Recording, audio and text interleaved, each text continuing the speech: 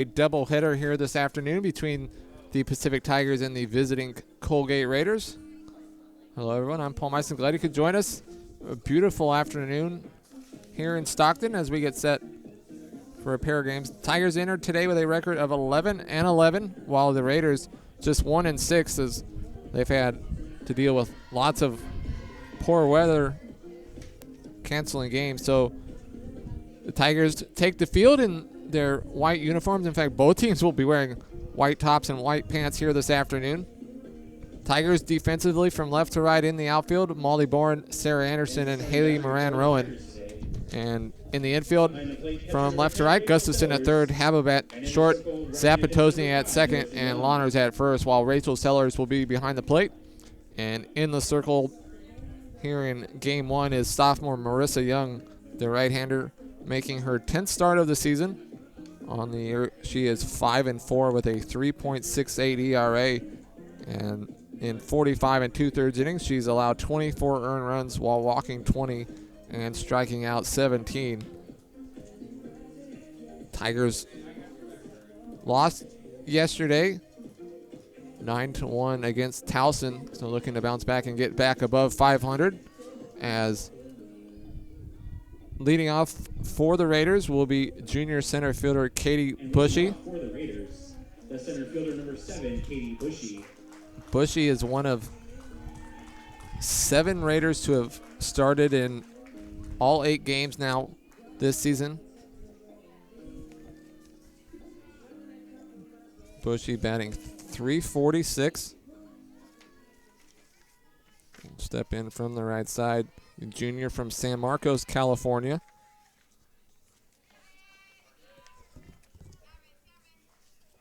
As the first pitch from Young fouled back for strike one. First pitch, 405. First pitch, 405. Bit of a slight breeze blowing out to right, but not much. A few shadows near home in the third. As the 0-1 chopped foul again, this time by the Tigers dugout for strike two.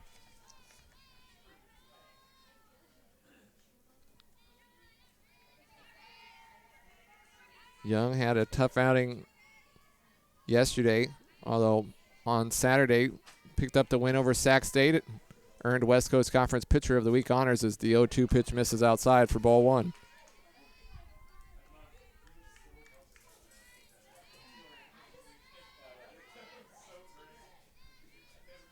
Nicole Zapatosny also won West Coast Conference Weekly honors. The Tigers swept both of the awards as that comebacker up the middle. Zapatosny will field it and make the throw for out number one.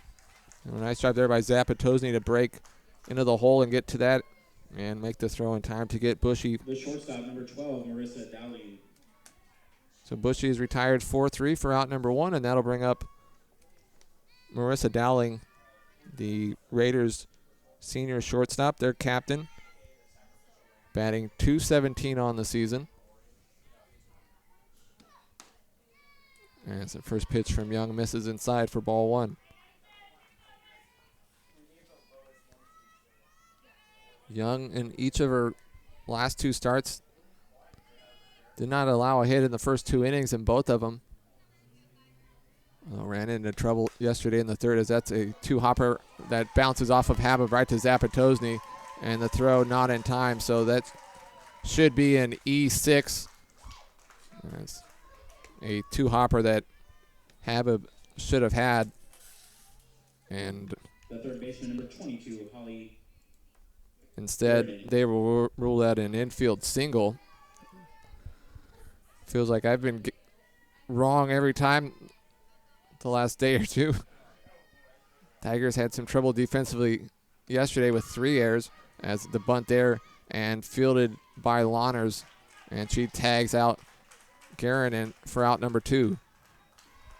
So Garanin, the sack bunt, 3 unassisted. Number 10, Tara Brennan.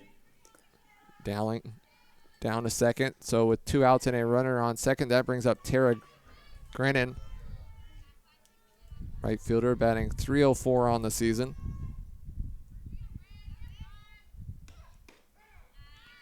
And the first pitch from Young on the inside corner for strike one.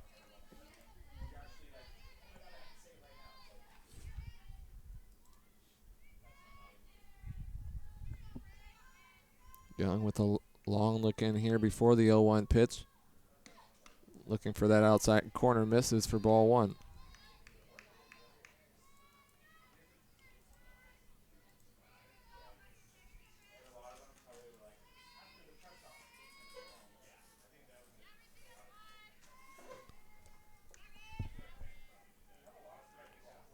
One on the inside corner for strike two.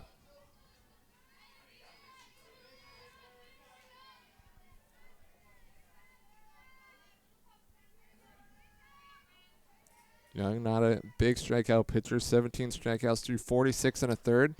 But there's her first strikeout of the afternoon as Grennan goes down on strike. So the Raiders get a base hit but do not score after half inning. Colgate and Pacific scoreless on PacificTigers.com.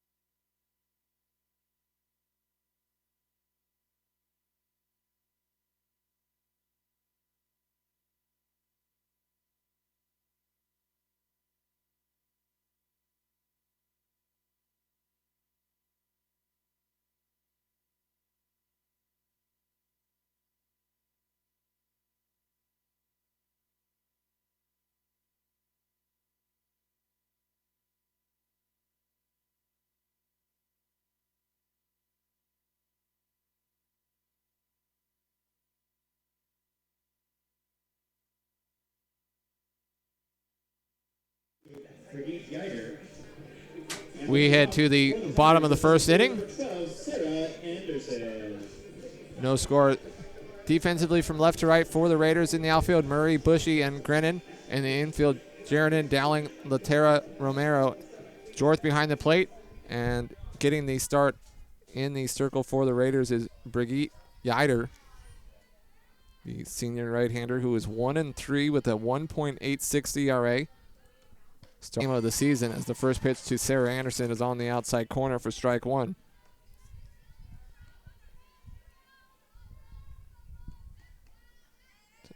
Yider's started in all but two of the Raiders games this season. Anderson batting .344 on the season. It's a chopper to short, and it's going to be a close play at first. And Anderson beats it out as a bit of a slow chopper, and by the time the shortstop Dowling came in and fielded that, Anderson, who runs very well, beats it out. So the Tigers, a leadoff base hit. Anderson, the infield single to short, and that'll bring up Haley Moran-Rowan, who moves up in the order here this afternoon. Had been batting near the bottom third of the order the last several weeks, but back to the top of the order, which is where she was at the start of the season. As Moran-Rowan batting .228. Shows bunt and bunts it foul for strike one.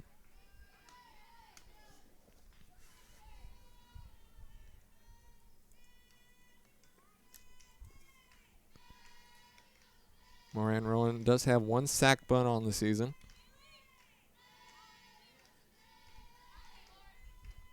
Anderson at first is 3 for 6 on stolen base attempts this season. And No signs of a bunt there. Foul tipped into the catcher's glove for strike 2.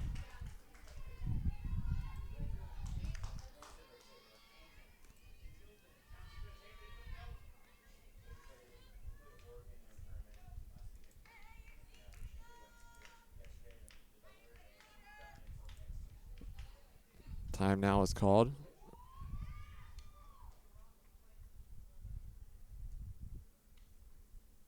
And home plate umpire Vince Price is having a word with Yider as Anderson gets sent down to second.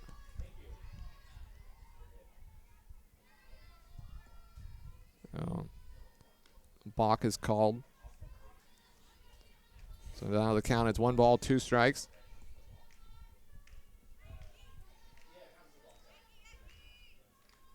And now the Tigers a runner in scoring position as the 1-2 swung on a miss. So down on strikes goes Moran Rowan for out number 1. Yider in her first 5 starts of the season, 13 strikeouts in 26 and a third innings, so about half a strikeout per inning pitched on the season for Yider as she gets Moran Rowan to strike out for out number 1, and that'll bring up Nicole Zapatosny.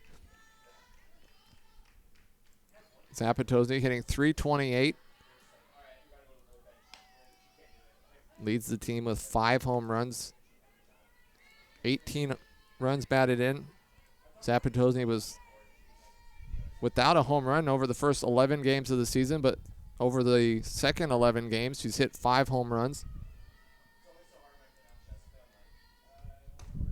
Hit a towering foul ball yesterday. And now ahead 2-0.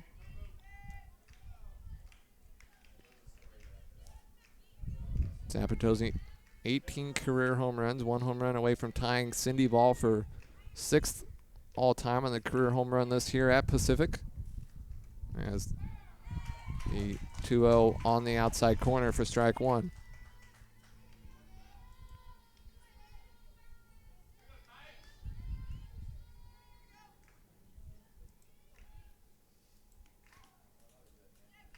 Zapatosny, 359 with runners on base, 296 with runners in scoring position.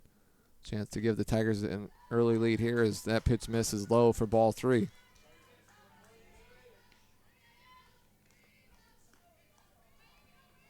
Steps out and takes a look down at the third base coaching box and head coach Brian Colsey.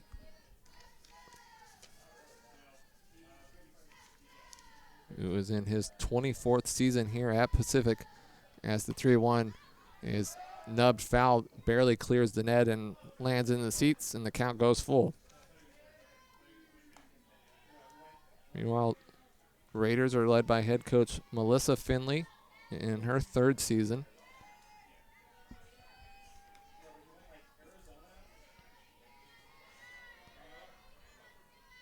Yider taking her time to get set here before the full count pitch.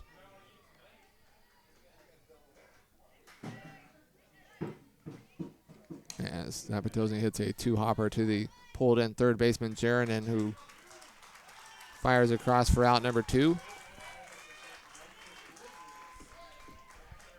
So Yider able to get Zapatosny to make soft contact there. After Anderson went down to second on the illegal pitch after her leadoff infield single, a strikeout and a groundout. And a runner remains at second now with 2 down for Sydney Lawners. Lawners 373 on the season. 14 runs batted in, 3 home runs. As the first pitch from Yider on the outside corner for strike 1.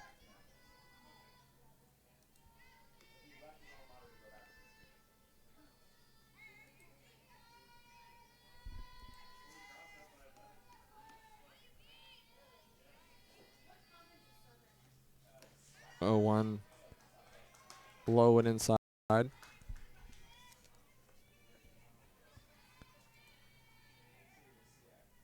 Tigers in their 3 wins here at Bill Simone Field have averaged 8 1/3 runs a game. Averaging way less than that in the losses, as the 1-1 pitch is Lined into left center. Being waved around is Anderson. The throw home is high. Sails to the backstop. Anderson in safely. Down to second goes Lawners, and the Tigers lead 1-0. So a 2-out RBI single for Sidney Lawners. And Anderson off on contact with 2 outs. Scores easily. The batter for the Tigers is the catcher, number 10, Rachel Sellers. So down to second on the throw goes Lawners as the Tigers lead 1-0.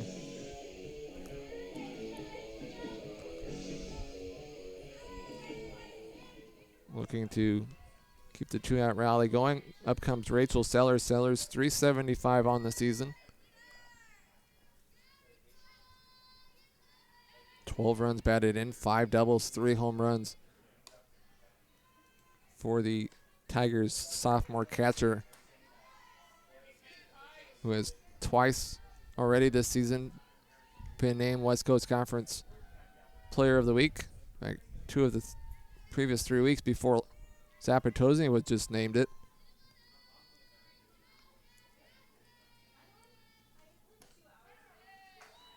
.0 fastball in there for a called strike. Mentioned Vince Price, the home plate umpire. Thomas Eddy at first, and Mark Maciel down the third base line.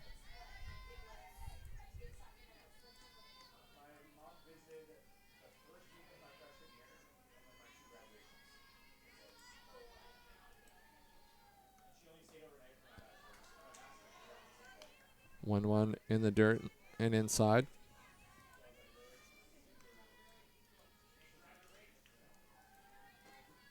Tigers, after the doubleheader here today, will play Iona next Tuesday here at Bill Simone Field.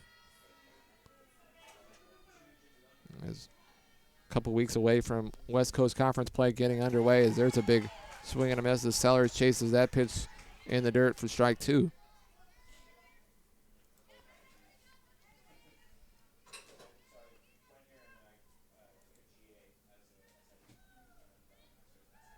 Two balls, 2 strikes, 2 outs, runner on second. Tigers are ready with a run in, leading 1-0. As that pitch goes high and the count goes full.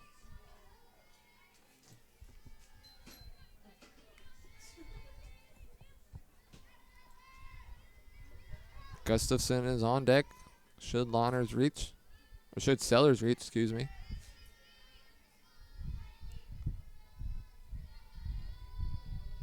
And the full count pitch fouled off towards the Tigers on deck circle.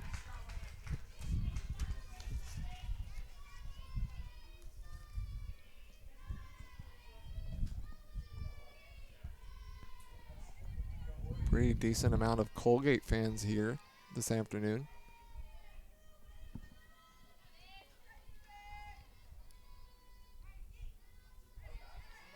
Full count pitch now coming once again. And it's a grounder that's taken by the third baseman, Jerinin, and she'll throw across for the final out of the inning. But the Tigers get a 2-out RBI single from Sidney Lawners. And after 1 inning, Pacific leads Colgate 1-0 on PacificTigers.com.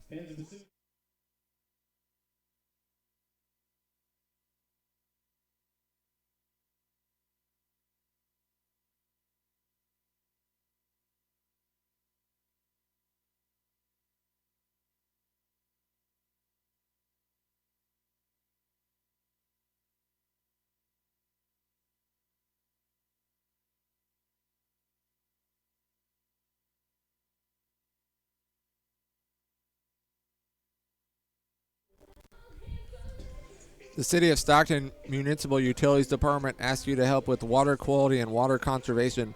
Help us maintain clean rivers and a clean delta for everyone by reporting any sewage or bad-smelling water in the street or water running in gutters. Reporting possible problems helps everyone to maintain a clean water supply and healthy environment. Call the 24-hour emergency service center at 209-937-8341. And it took 9 iterations and countless tries to get it right, but it's finally here. The perfection does not happen overnight. The mesquite bite and smoky finish of the new Smoke 9 wing. Try it before it disappears. Only at Wingstop. Get at it.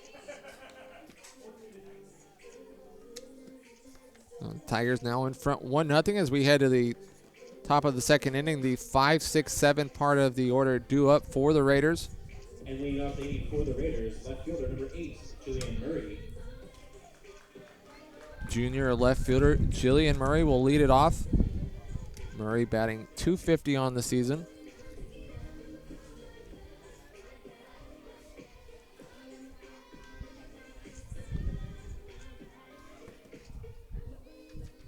Young gave up a base hit in the first, but that was it.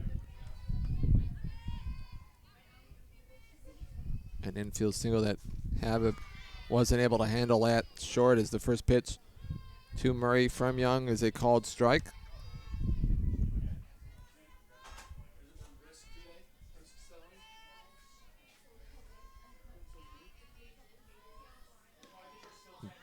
Oh, 1 swung on a miss for strike 2. Habib at short and Zapatosny at second, both playing back, especially Zapatosny at second, near the edge of the outfield grass. As the 0-2 is in the dirt for ball 1.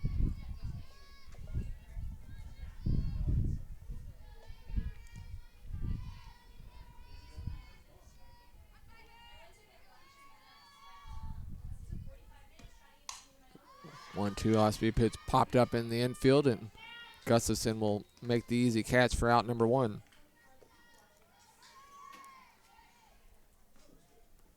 The second baseman, number 24, Lauren Laterra.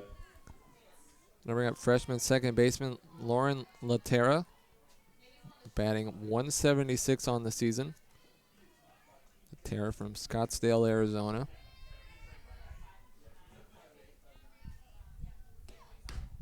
And Young looking for the outside corner, misses for ball 1.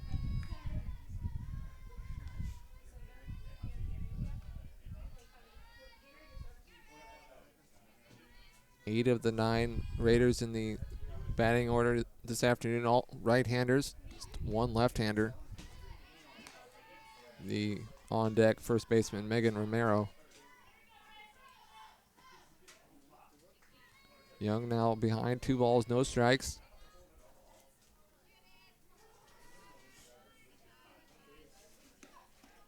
As Laterra taking the whole way there, watches a called strike on the inside corner.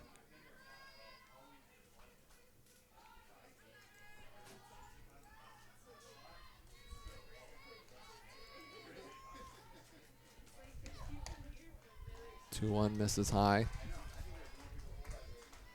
And now Gustafson will head over to have a very quick word with Young.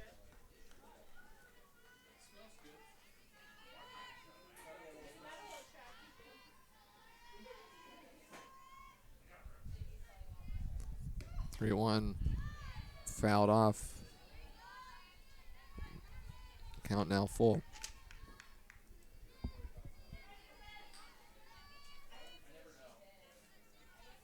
The Raiders have yet to hit the ball out of the infield.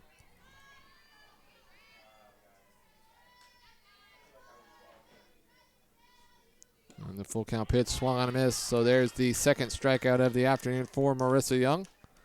As after falling behind, she comes back and gets Laterra to strike out swinging. So after 2 up, 2 down, that'll bring up first baseman Megan Romero. Freshman, just 2 for 20 on the season. Mentioned the lone left-hander in the starting 9 for the Raiders as the first pitch from Young on the outside corner for strike 1.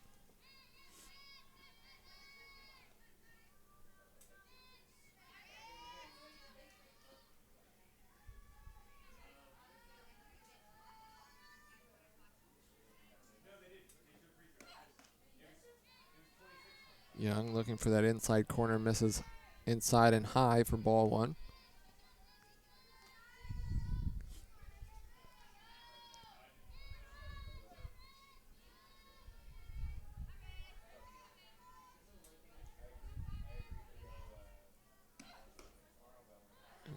Going back outside now is Young, and that misses as well for ball 2. Young likes to work both sides of the plate. See if she goes back inside here. Staying outside, hits a chopper. Nice job by Habib to field that on the short hop, going to her left and making the throw. So the Raiders go down in order in the second. After an inning and a half, Tigers lead 1-0 on PacificTigers.com.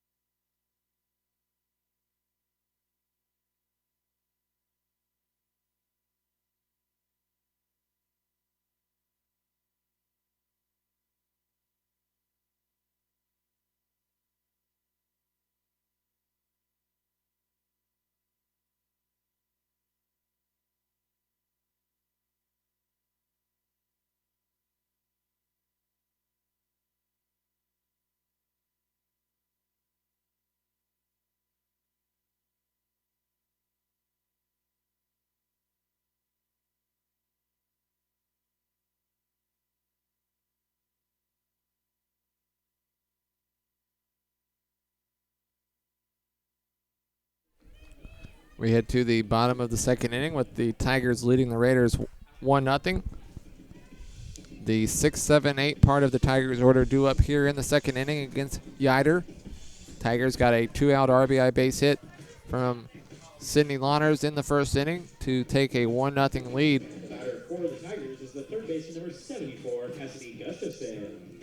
Cassidy Gustafson will lead it off, the junior third baseman, hitting .250 on the season. A double, a triple, 3 home runs, 15 runs batted in. See if perhaps Gustafson gets the start in game 2 of the doubleheader. When the roll foul. Well, Gustafson nearly with a perfect bunt. And really, the third baseman, Jeranen, would have had no chance to get her. Had to let the ball roll and hope it rolled foul, which it did.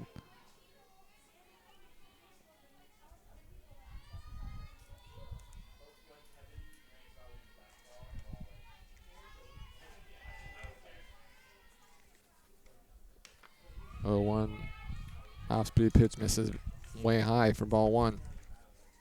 Gustafson from Rancho Santa Margarita.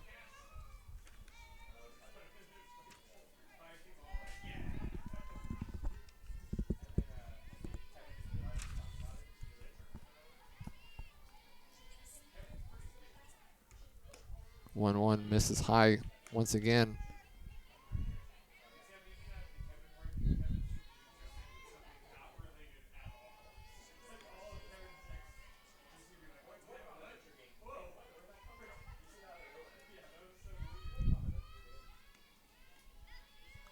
Corner infield playing about even with the bag as that's hit right to the third baseman, Jeranen. So already the third time here this afternoon, the Tigers have grounded out to third base.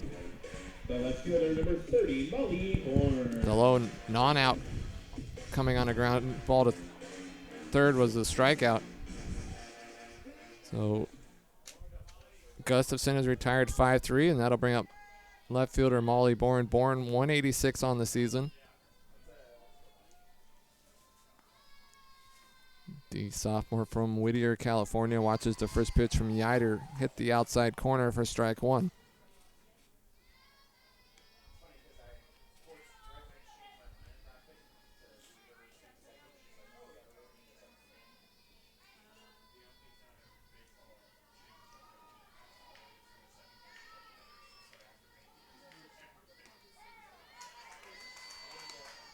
Bourne now behind 0-2 as that pitch also a called strike. More shadows starting to creep on the field between the circle and home. Yider in complete sun, but shadows almost the entire way from the circle to home as the 0-2 is lined foul down the left field line.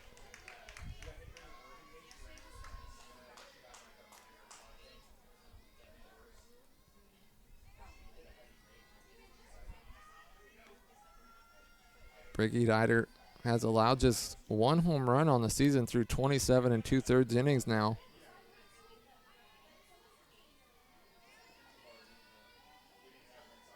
And the 0-2 lined once again foul down the left field line. Tigers certainly capable of the long ball. Zapatilny with 5, and then Lawners, Sellers, and Gustafson all with 3 apiece. Bourne and Habib also each with a home run.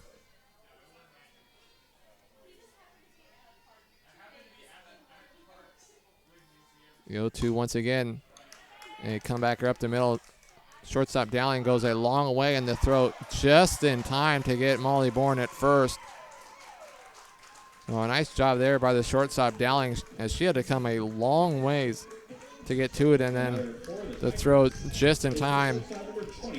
And head coach Brian Colsey hollering down at first base umpire Thomas Eddy, clearly not agreeing with the fact that the ball beat Bourne to first.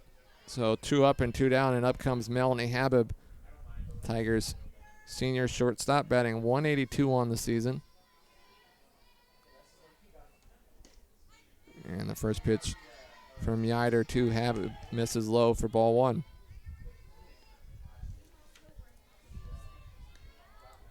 Habib from Davis, California.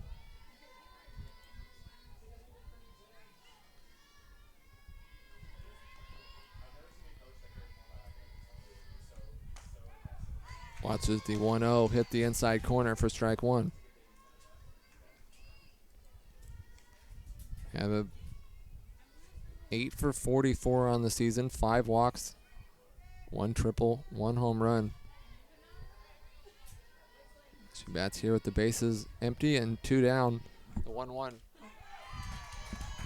in there for strike 2.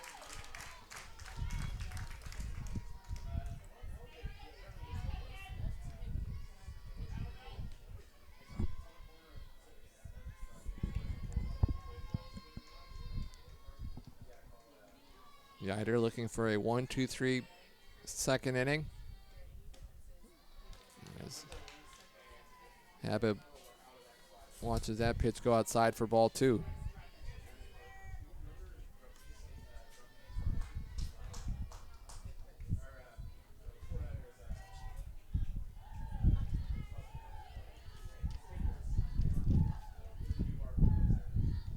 Two Swan a miss. So Yider with her second strikeout of the afternoon as the Tigers go down in order in the second. After 2 innings, Tigers lead the Raiders 1-0 on PacificTigers.com. More Pacific in the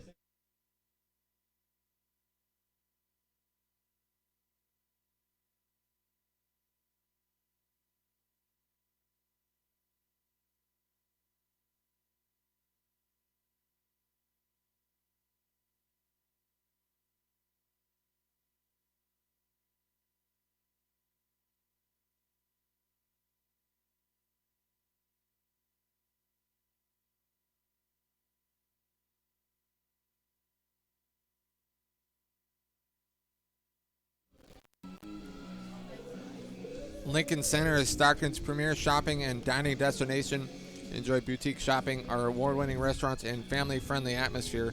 Conveniently located at Pacific Avenue and Benjamin Holt, less than 15 minutes from the University of the Pacific. Visit LincolnCenterShops.com for a list of stores that offer a discount to all UOP students. Lincoln Center, always in style.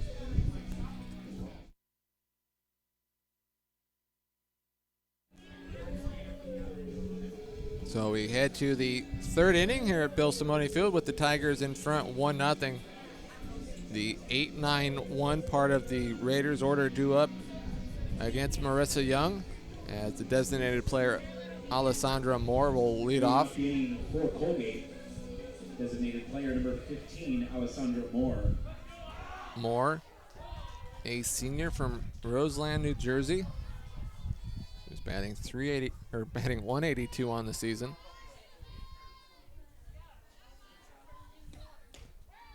And the first pitch from Young on the inside corner for strike one.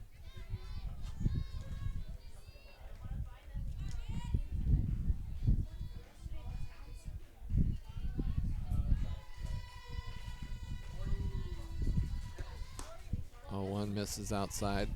Between innings, we saw Julian Murray head down to the bullpen along with the catcher. Perhaps he's warming up to come in and pitch in the bottom half of this inning.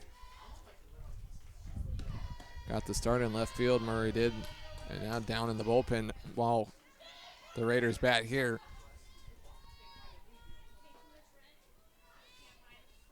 One-two the count. Young already with 2 strikeouts on the afternoon. As the count will remain 1-2 as that's fouled straight back and out of play.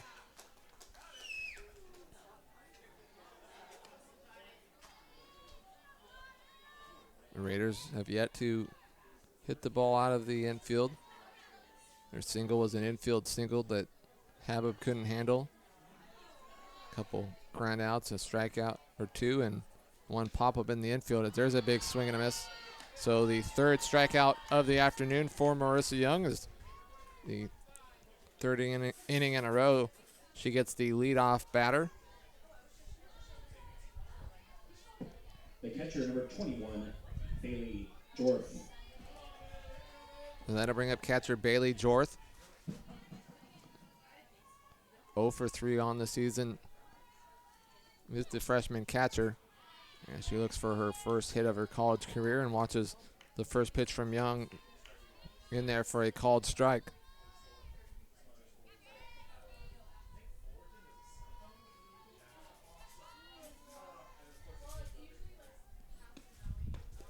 And that's a nice off-speed pitch there. And had Jorth's knees buckling as she watches that pitch go by for strike 2.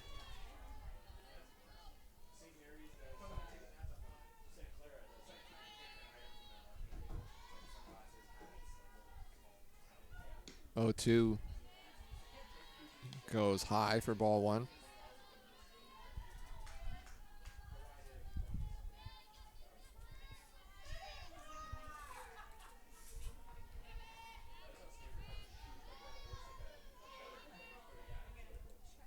One, two, swung on and missed. Back-to-back strikeouts here in the 3rd inning for Young. Yeah, Jorth goes down swinging. 4 strikeouts now in the afternoon for Marissa Young. And back to the top of the order. And junior center fielder Katie Bushy. Bushy 0 for 1. She grounded out to second in her first at-bat. Now hitting .333 on the season. This first pitch swing, and she fouls it off at the plate for strike 1.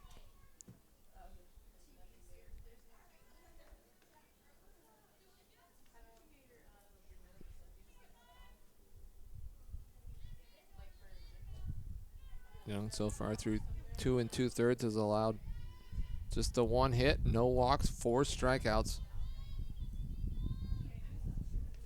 Up to 35 pitches.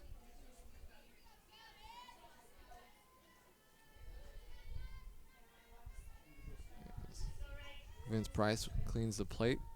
And now we'll settle back behind Sellers. As the 0-1, an off-speed pitch on the inside corner for strike 2.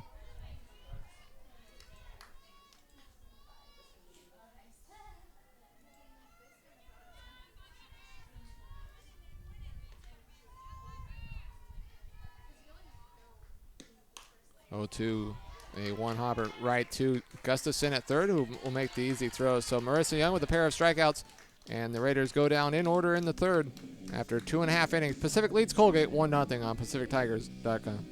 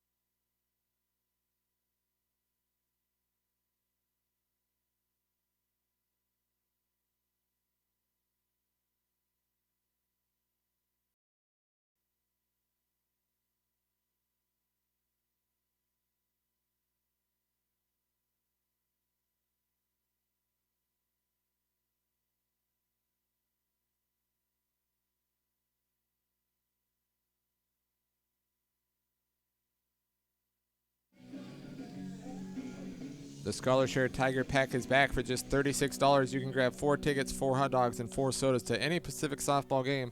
It's the best value in town. For more information about the Scholar Brink on the season, 2 for 19. Does have a double and 2 runs batted in.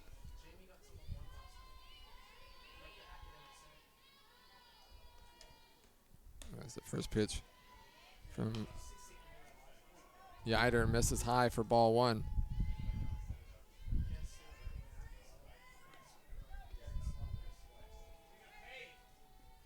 We saw Murray warming up in the bullpen between innings, but for now she's back in left field. And that's a comebacker right back up the middle, and the shortstop Dowling again with a nice play. As she fields that cleanly and throws the first for the first out of the 3rd inning. Center fielder number 12, Sarah Anderson.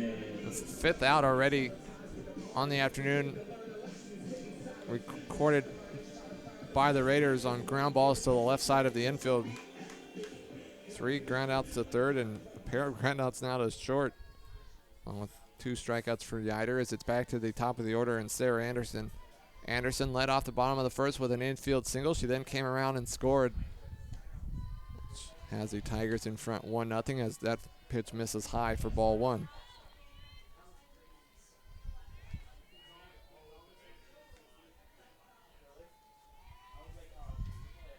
Infield playing well in.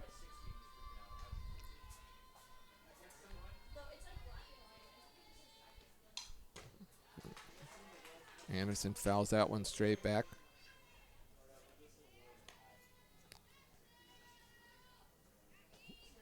Anderson up to 354 now.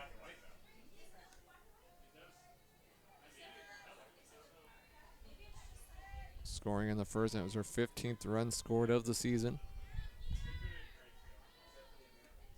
As that pitch misses outside and in the dirt for ball 2.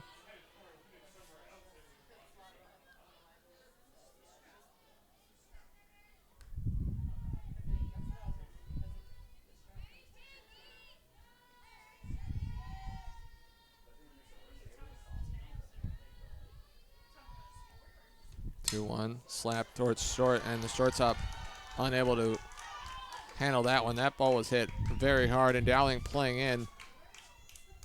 I hesitate to guess, but I would assume that'll be an infield single for Anderson, her 2nd infield single to short of the afternoon. And as we wait to see what they put up on the scoreboard, that'll bring up Haley Moran-Rowan. Moran-Rowan struck out swinging in the 1st.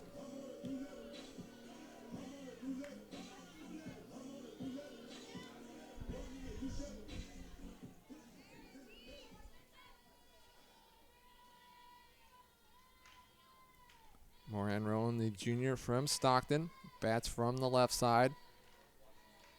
As that pitch is in the dirt and outside for ball 1.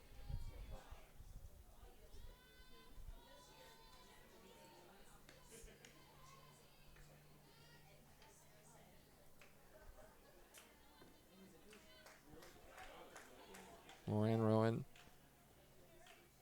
7 runs batted in on the season. And I'm gonna have to just quit guessing anymore, because evidently I'm watching a different game than Kerr and McCauley. So Anderson reaches on the E6,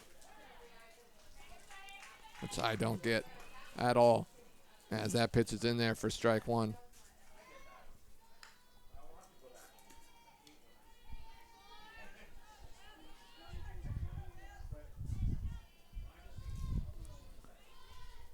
Moran-Rowan batting .224 on the season.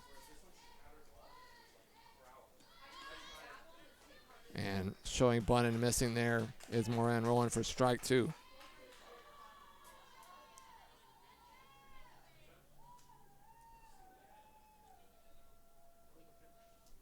And looks like they're going to call an illegal pitch once again, so Anderson will head down to 2nd.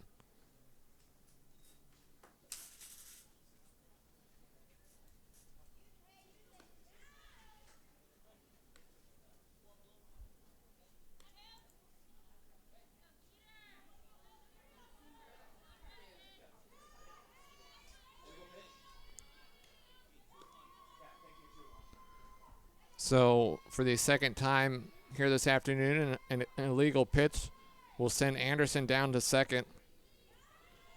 Earlier, that illegal pitch helped the Tigers score their run as Anderson went down to second on the illegal pitch and was then able to score on the 2-out base hit by Lawners. As that's hit the other way well, but will hang up in left field long enough for the left fielder Murray to make the catch. So Moran Rowan is retired on the F7.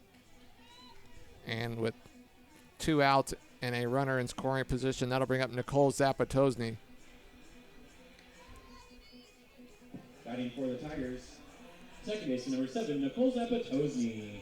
Zapatosny batting .323 on the season. 381 with 2 outs, which it is now a chance for Zapatosny with 2 outs to drive in a run. Anderson with great speed should score on any hit to the outfield as the first pitch from Yider misses for ball 1.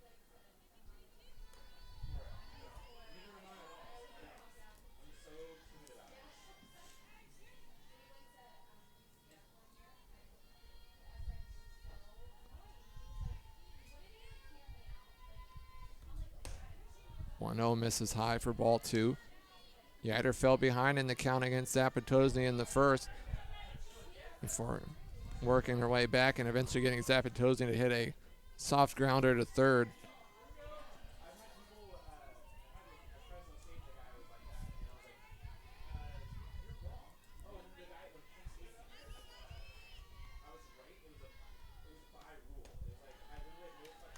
Two 0 pitch misses outside, and the count now 3 balls and no strikes.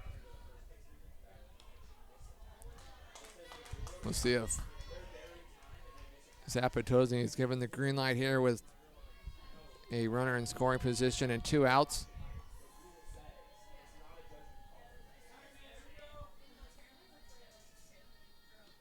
And she watches the 3-0 go right down the middle for strike 1.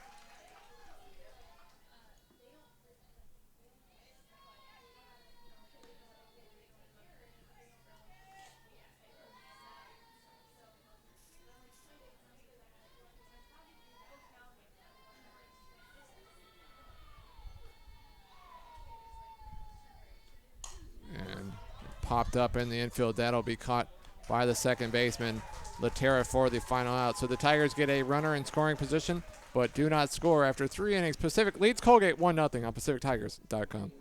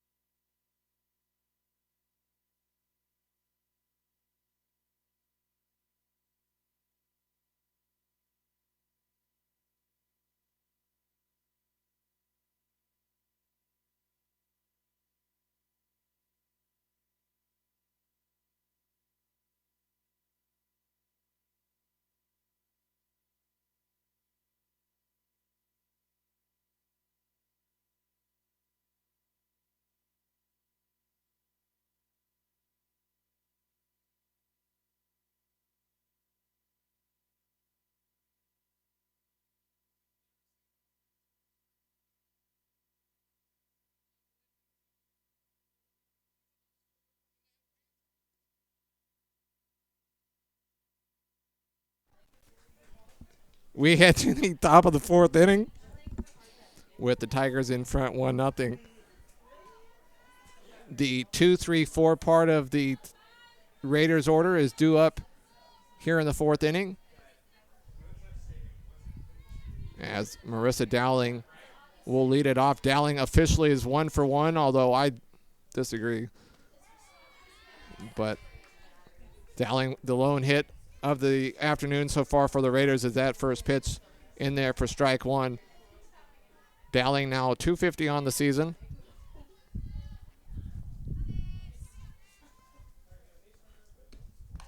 As the pop up high into shallow center field, and coming up and making the catch is Anderson for out number one. So Dowling is retired for the first time this afternoon.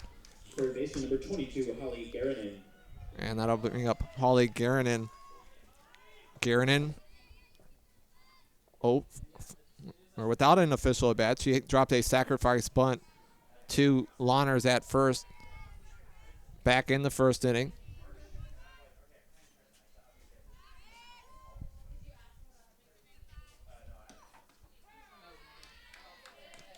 Oh, 1 in there.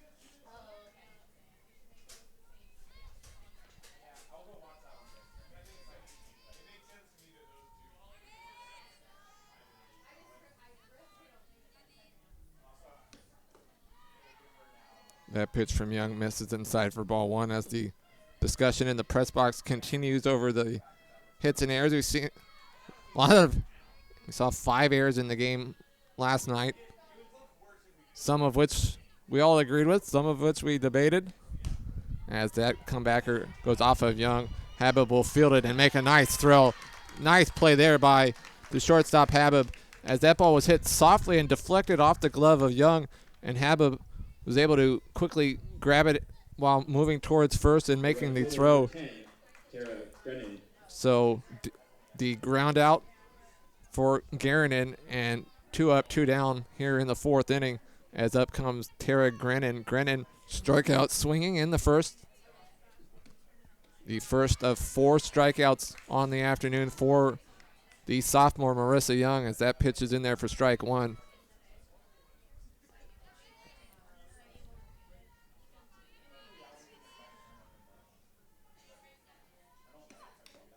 Oh, 1 fouled straight back, and Young now ahead.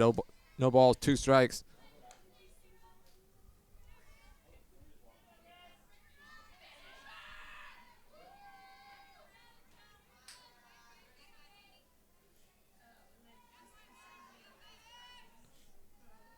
And Young gets Grennan swinging once again. So the 5th strikeout of the afternoon, as the Raiders go down in order in the 4th after 3.5 innings. Tigers lead 1-0 on PacificTigers.com.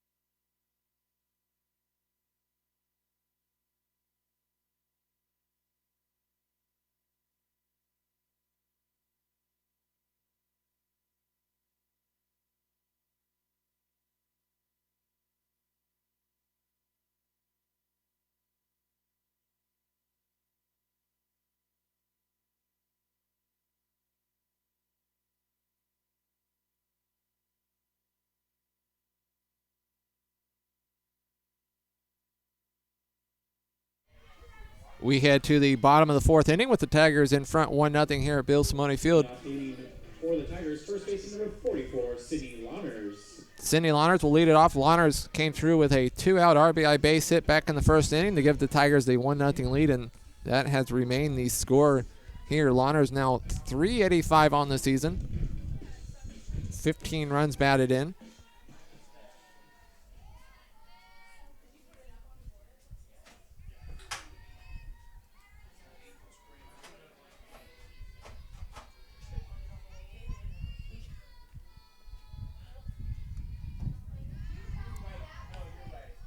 Only once this afternoon has either team had a leadoff batter reach base, and that was the Tigers in the first inning, which led to the 1 run. As the first pitch from Lawners misses for ball 1.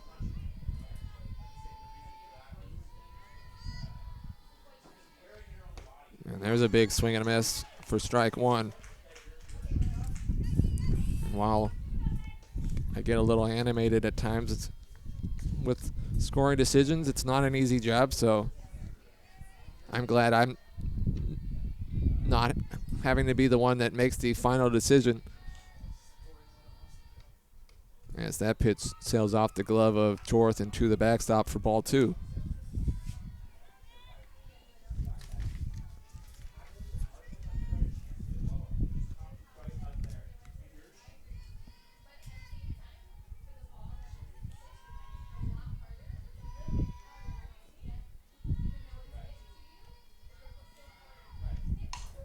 And there's a one hopper right to the third baseman, Jeriden, who's been very busy over there at third.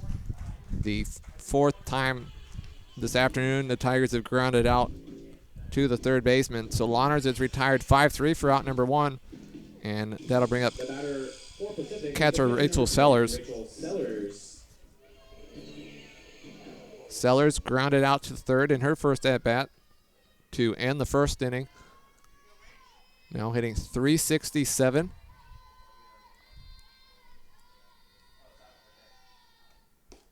Sellers had a tough day yesterday, both at the plate and behind the plate.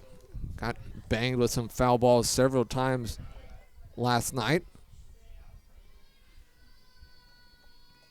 Sellers has started in all but one game this season for the Tigers. Has the 1-0 in there for a called strike.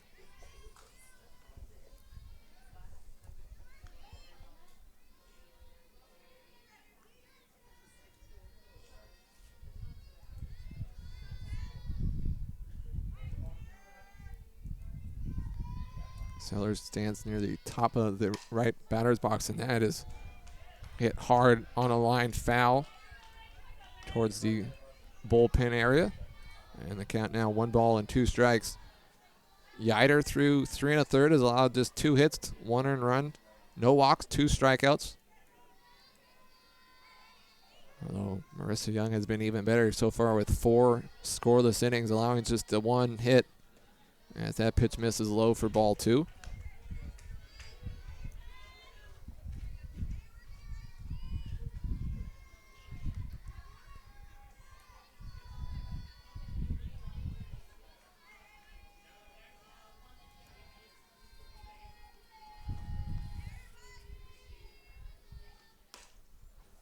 Two fouled off by the Tigers dugout. And try the new Smoke 9 wing with a mesquite bite and smoky finish only at Wingstop. For the nearest location or to order online, visit wingstop.com.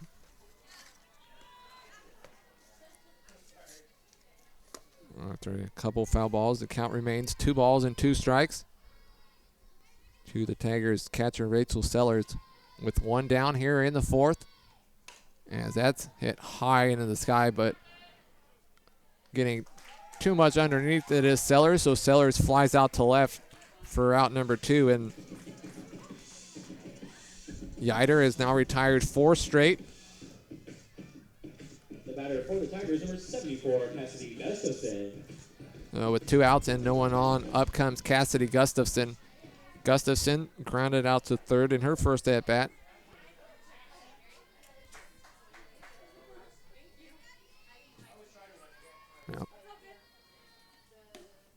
As the first pitch from Yider is low and inside for ball 1.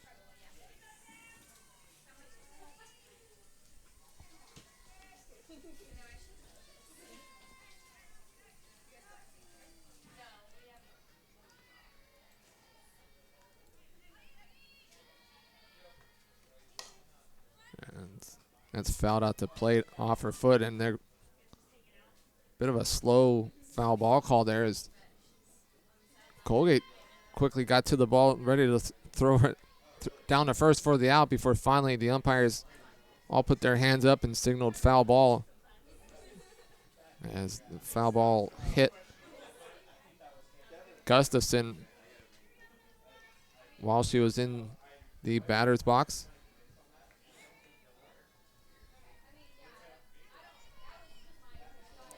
The count now 1-1 strike. That pitch sails way high for ball 2.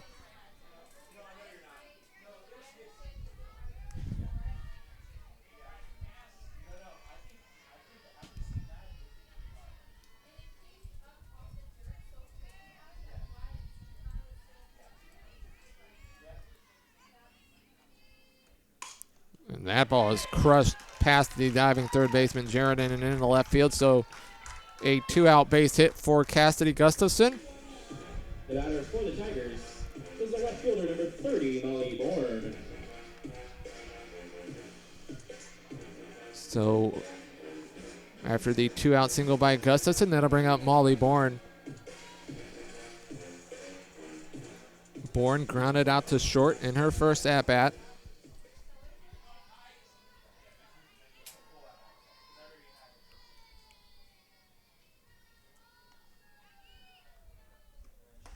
As the first pitch from Yider misses high for ball one, and Jorth lost it for a moment, but went about a foot or two behind her. The home plate umpire, Vince Price, jumped out of the way to make sure he didn't get in the way.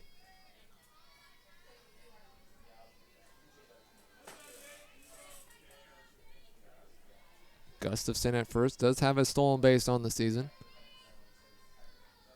As the pitch to Bourne swung and missed, and Gustafson will head down to second, and there's her second stolen base of the season.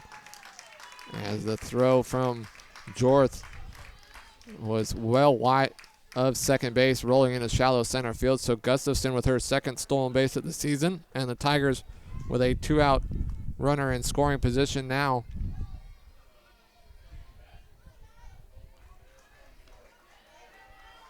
And at the same time as Gustafson steals second base, looks like a scoring change has been made to Anderson's at-bat in the last inning, changed to an infield single.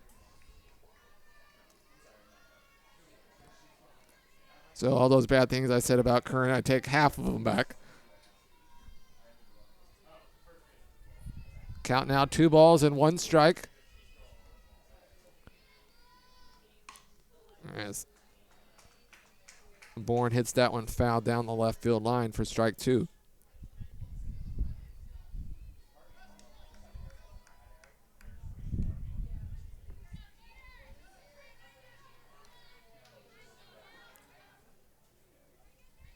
The Tigers now with 4 hits on the afternoon. The Raiders just with 1. So we play here in the bottom of the 4th. And chopper to short.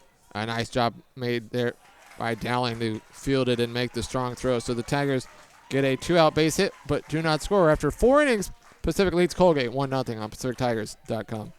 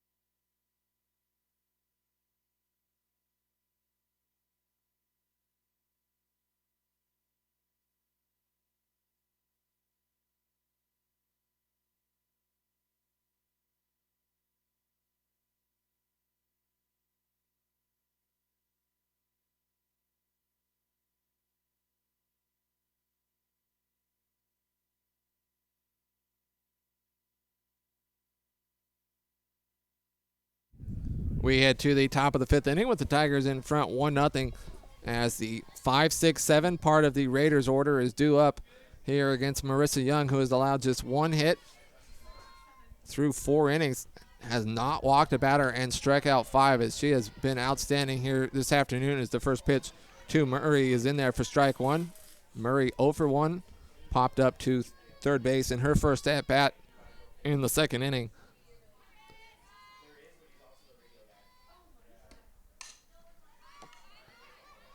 Oh, 1 grounded to third. A nice strong throw there by Gustafson. So Murray is retired 5-3. The batter for Colgate, second baseman number 24, Lauren Laterra.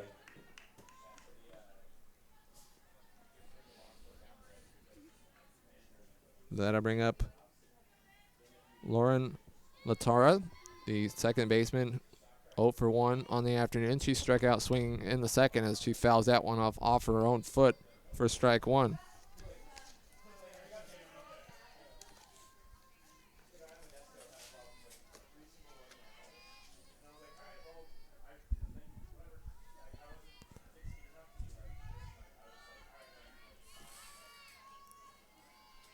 Shadows have continued to take over the infield.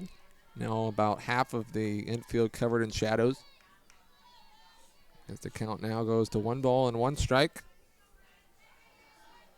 Laterra, batting 167 on the season.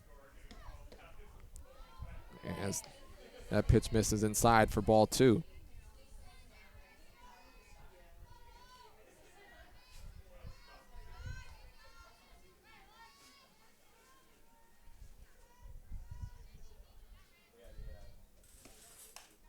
And there's a fly ball single to center, so that'll make me feel a little better about the hit given in the first inning, as that was a clean base hit for Laterra.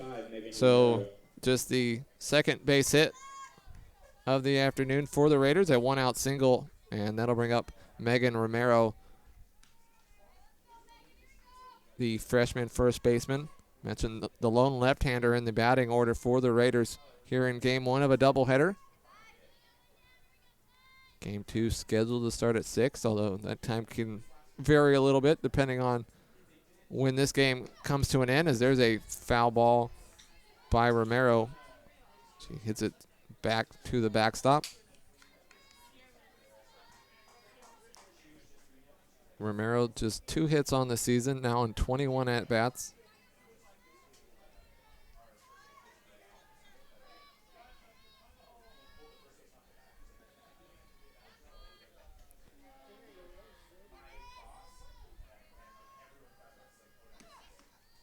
Oh, 1 misses inside.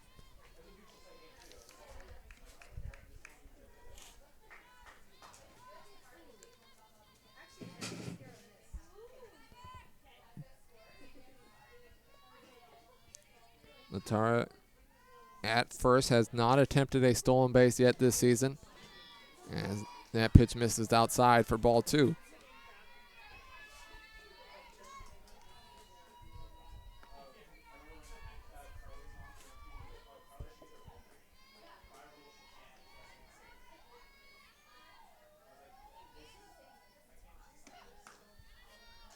Two-one just misses the outside corner for ball 3.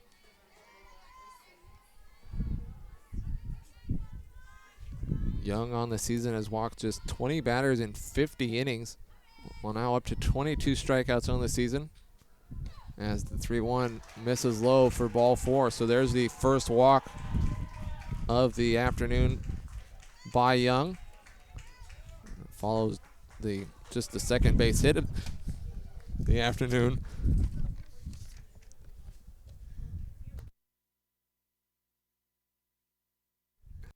So now a conversation in the circle will allow me to remind you the Scholarshare Tiger Pack is back for just $36. You can grab 4 tickets, 4 hot dogs, and 4 sodas to any Pacific softball game. It's the best value in town. For more information about the Scholarshare Tiger Pack, head online to pacifictigers.com/Tiger Pack. So the first time, or I should say the first time since the first inning, the Raiders with a runner in scoring position, as they have runners on first and second with 1 out, as Alessandra Moore steps in. Moore 0 for 1, struck out swinging in the third. Back in the first, the Raiders had a 2-out infield single, then a sac bunt put a runner at second with 2 down before Grennan struck out swinging to end the first, as that ball is taken in foul territory by Lawners, and she steps on first for the out. So a nice job there by Sydney Lawners to field that just before it goes foul. So Moore is retired 3 unassisted. Both runners move up. Latara down to third and Romero down to second. And so 2 outs and 2 runners in scoring position for Bailey Jorth as she watches that off-speed pitch go right down the middle for strike 1. Jorth 0 for 4 on the season, 0 for 1 today with a strikeout swinging back in the third, excuse me. As Young misses the inside corner for ball 1.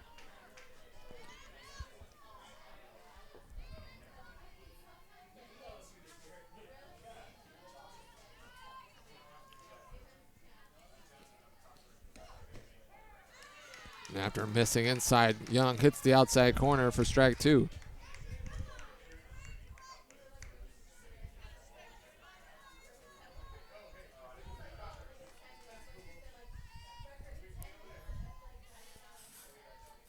One, two. Young goes back inside and misses for ball 2.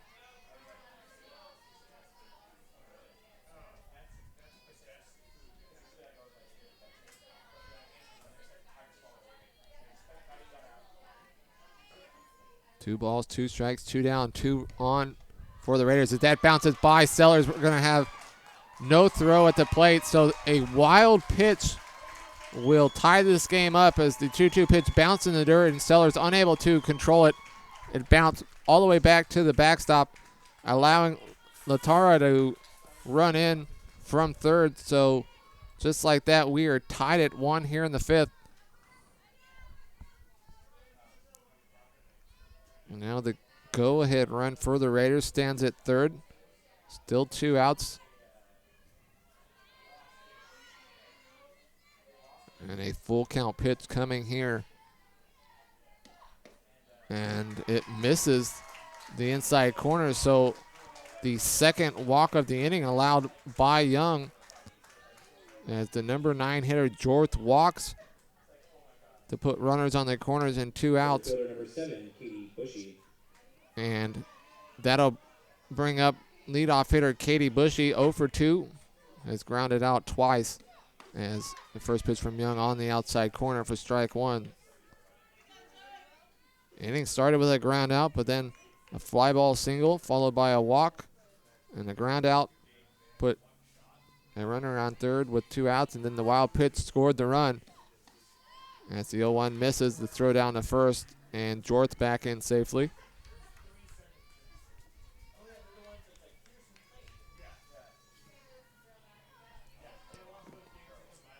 There is action down in the bullpen for the Tigers.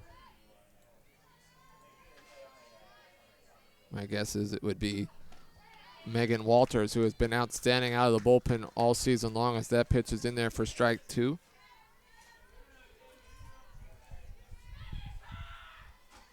The Tigers have been perfect when leading after 4 innings, and Tigers led after 4 innings here, but it's now tied as down on strikes goes Bushy, but the Raiders find a way to get a run, and after 4.5 innings, we are tied at 1 on PacificTigers.com.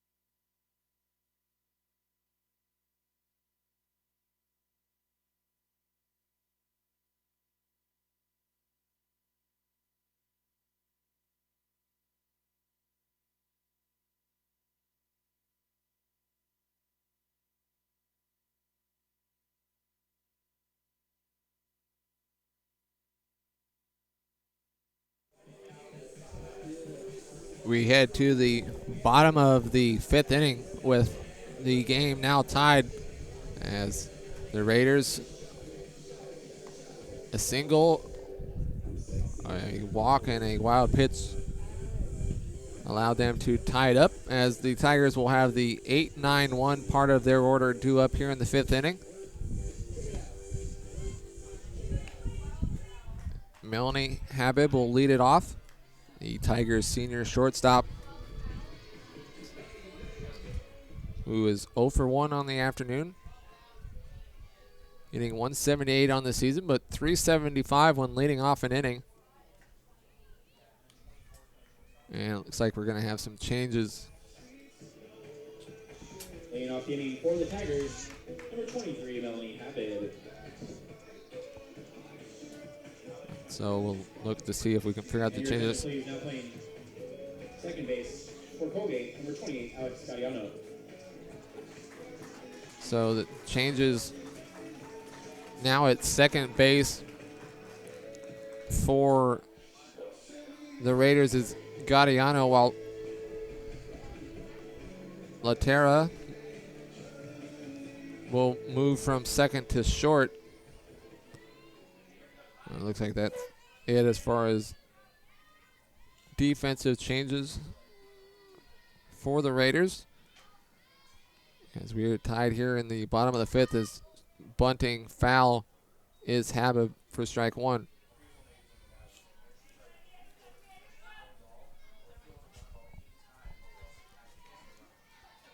Colgate, 1 run, 2 hits, no errors. They've left 3 on base. Tigers, 1 run, 4 hits, no errors. They've also left 3 on base.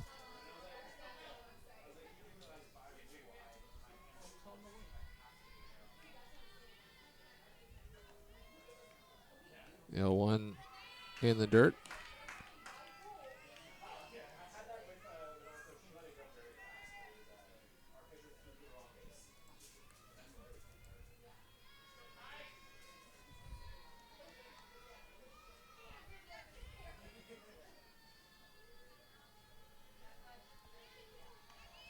Corner infield playing in.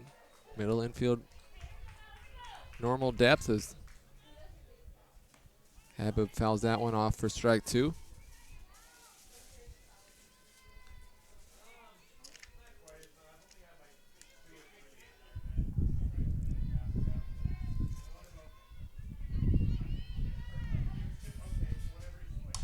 Off-speed pitch is hit high into the sky, and the second baseman, Gadiano, who just came in at the start of this inning, a nice job there to make the catch in shallow right center. So Habib is retired on the pop-up to second base for out number 1.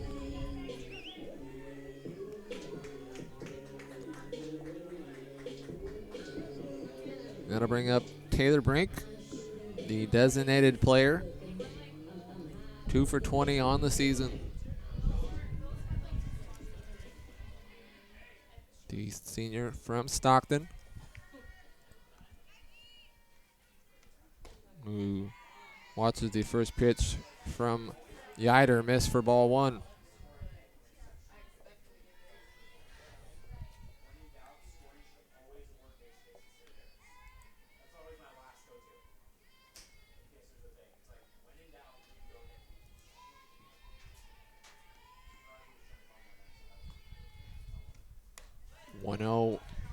Misses high.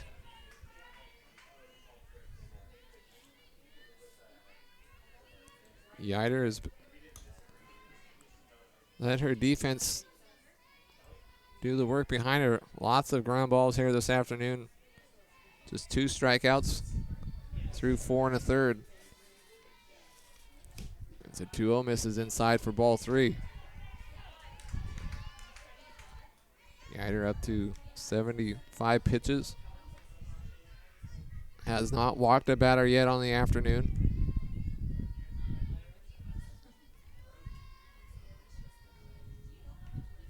See if Brink is taking the whole way here. As time is called at home, as Brink steps in and readjusts her batting helmet.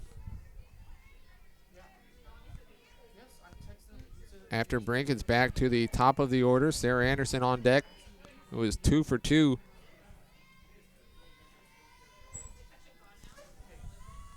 As the 3-0 bounces in the dirt and inside for ball 4. So a 4-pitch walk for Taylor Brink. As Back to the top of the order for the Tigers. the pitch almost hit Brink in the foot. So the Tigers with a 1-out walk. And it's back to the top of the order and Sarah Anderson. Anderson 2 for 2 on the afternoon. Both times infield singles to short. The second one originally ruled in air, but changed to a hit as the shortstop was playing in, and Anderson absolutely smashed it at her as Anderson tries to bunt there and misses for strike 1.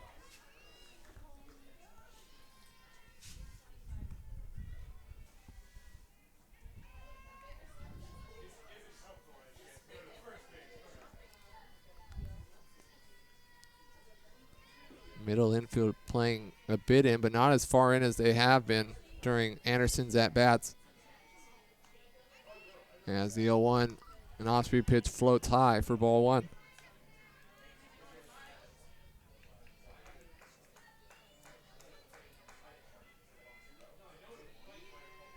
See some Pacific water polo players and field hockey players in the crowd. In town, despite it being spring break, is now the 1-1 pitch. Anderson fouls that one off over the Tigers' dugout for strike 2.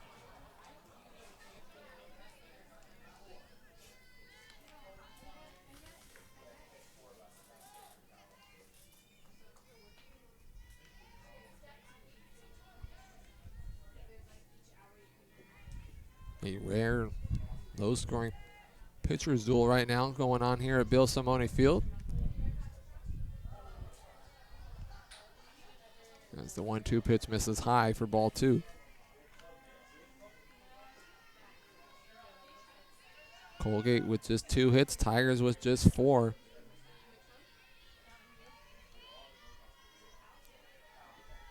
Tigers 1 for 7 with the runners on base. Colgate 0 for 3. Their run came with the help of a wild pitch as that pitch hits Anderson in the head, and she's shaking her right arm as she heads down to first. Anderson, for the 3rd time this afternoon, reaches base, although instead of hitting the ball, she gets hit. So Anderson down to first with the hit by pitch. Brink down to second, and that will bring up Haley Moran-Rowan. And now the Raiders will have a conversation in the circle. And Lincoln Center is Stockton's premier shopping and dining destination. Enjoy boutique shopping, our award-winning restaurants, and family-friendly atmosphere. Conveniently located at Pacific Avenue and Benjamin Holt, less than 15 minutes from the University of the Pacific. Visit LincolnCenterShops.com for a list of stores that offer a discount to all UOP students. Lincoln Center, always in style.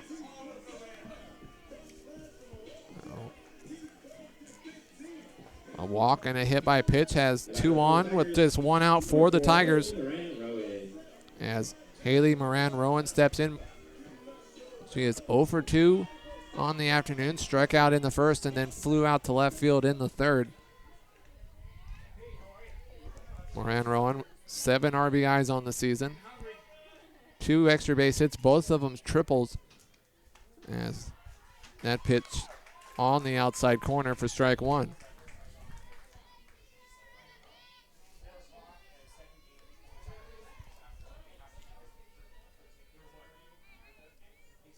On deck for the Tigers is Zapatosny as the Tigers look to regain the lead after giving it up in the top half of this inning, as Moran-Rowan shows bunt and pulls back and takes ball 1.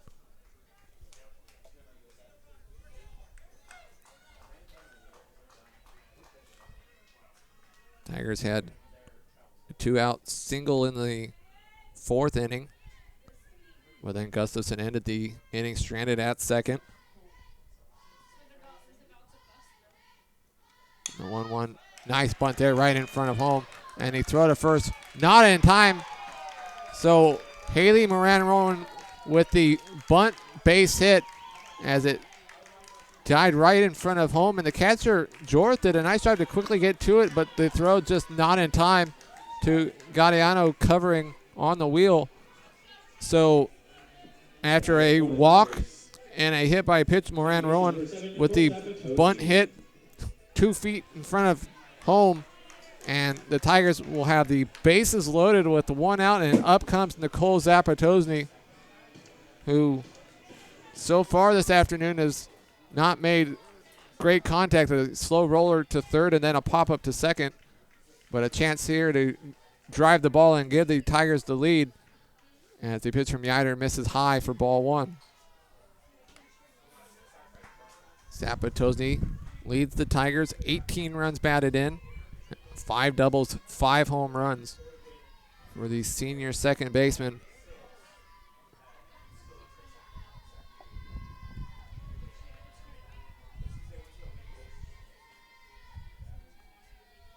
(1-0) is popped up in the infield. So once again, Yider does a nice job to get Zapatosny to make weak contact. As Zapatosny for the second straight at bat pops up to second for out number 2. The first baseman, number 44, Sydney Lawners. So the Tigers are going to need something with 2 outs here. As up comes Sydney Lawners. Lawners 1 for 2. Lawners came through with a 2-out RBI single back in the first to give the Tigers the lead. And she once again will bat with 2 outs and runners on, as the pitch from Yider on the inside corner for strike 1. Lawners 377 on the season, even better than that with runners in scoring position, hitting .429.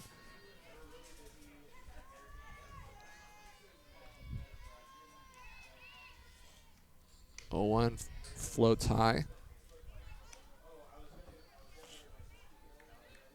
Inning started with a pop-up to second, but then a walk, a hit batter, and a bunt single loaded the bases before another pop-up to second for out number 2. And now Lawners with a 1-1 count, looking to try to put the Tigers back in front. And she smashes it just foul. Almost hitting the third base bag, but just going foul for strike 2.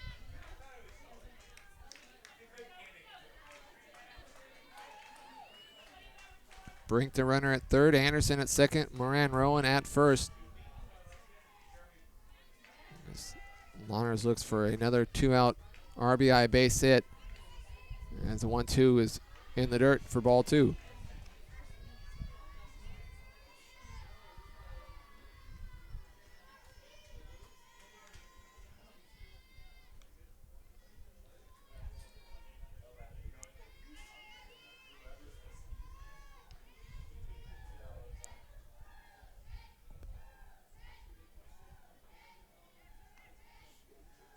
Two pitch is high, and the count now full. So the runners will be off. Yider had not walked a batter until this inning when she walked Brink and then hit Anderson, perhaps losing her control a little bit as she nears 90 pitches on the afternoon. 3 balls, 2 strikes, 2 down.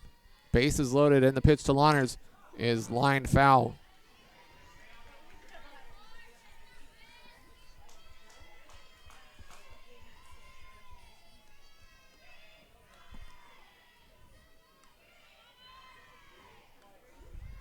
Lawners tied for second on the team with 15 RBIs, along with Gustafson behind Zapatosny's 18. A chance to add to that here as another full count pitch to come from Yider. And that's high for ball 4, and that'll score a run. So a nice at-bat there from Sydney Lawners. And coming in to score on the bases loaded walk is Brink, and the Tigers back in front.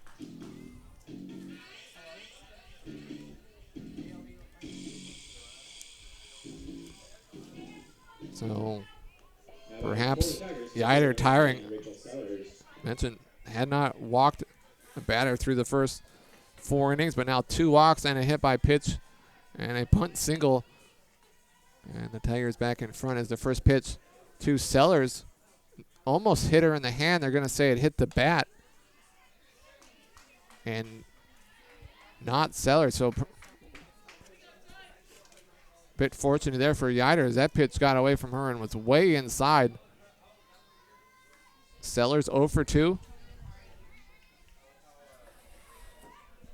12 RBIs on the season.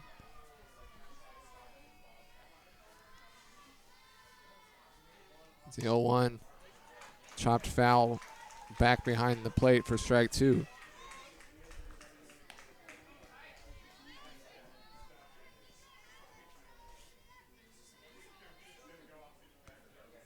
Colgate in the 6th will have the 2, 3, 4 part of their order due up.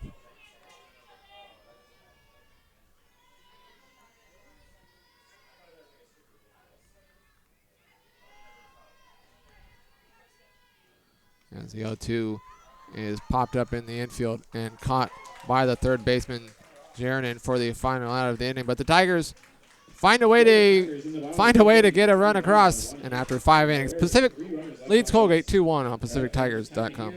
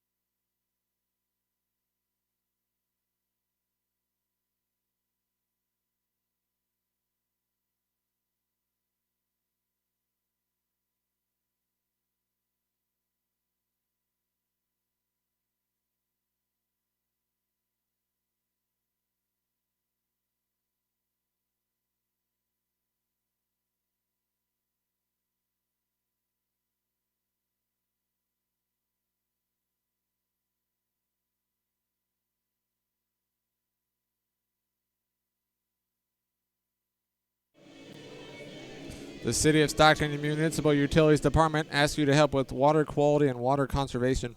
Help us maintain clean rivers and a clean delta for everyone by reporting any sewage or bad-smelling water in the street or water running in gutters. Reporting possible problems helps everyone to maintain a clean water supply and healthy environment.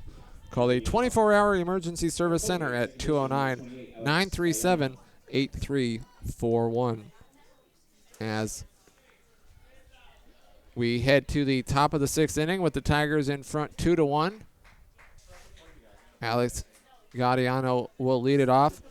Her first at-bat of the afternoon after coming in as a defensive replacement in the bottom of the 5th. Gaudiano 1 for 1 on the season. And once again, between innings, we saw Jillian Murray run in front of us and head down to the bullpen, so see if she comes in for the bottom half of this inning as the first pitch from Young to Gaudiano is fouled straight back for strike 1. Yider had pitched well, but perhaps tiring, walked 2 batters and hit a batter there in the bottom of the 5th as the Tigers retook the lead as the 0-1, a called strike.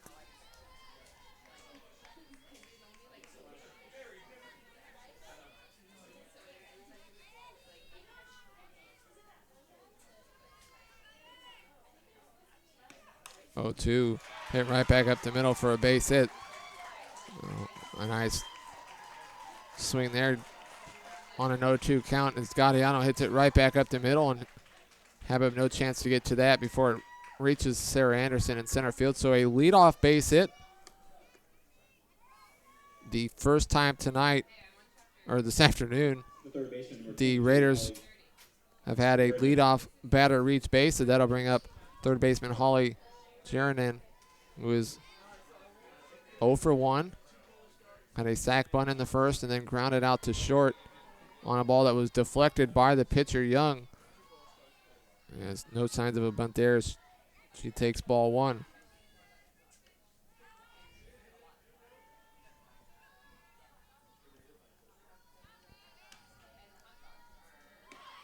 Bunt there, fouled off for strike one.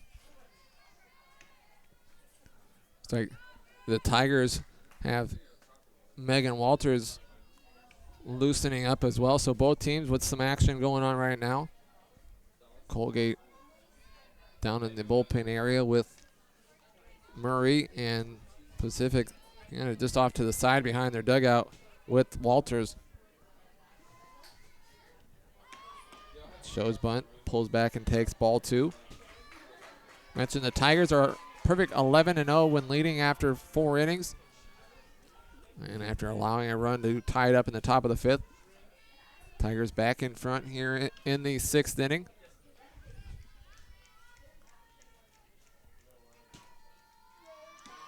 As the bunt gets down and it's bobbled. Now the throw to second in time for the out. So a nice job there by Gustafson, who bobbled it, but still decided she had enough time to try to get the lead runner, and she did.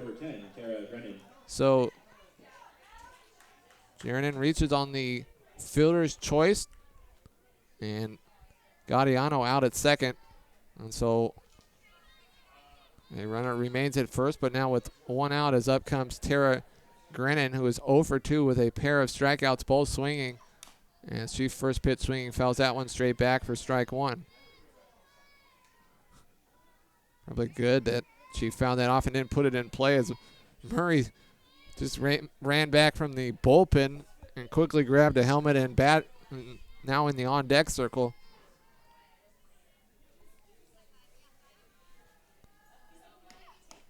One misses, and Sellers throws down to first, and Jernan back in safely. Young through 5 1/3 has allowed just 3 hits, 1 earned run, 2 walks, 6 strikeouts. As the Tigers lead here in the 6th inning. And the 1-1 fouled back for strike 2.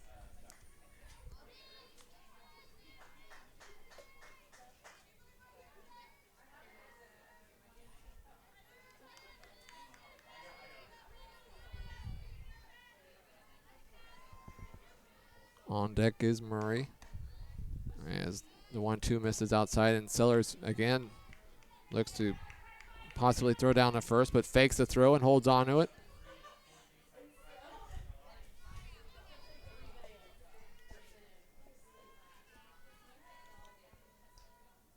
Two fouled off, and Sellers unable to hang on to the foul tip, so Grennan stays alive.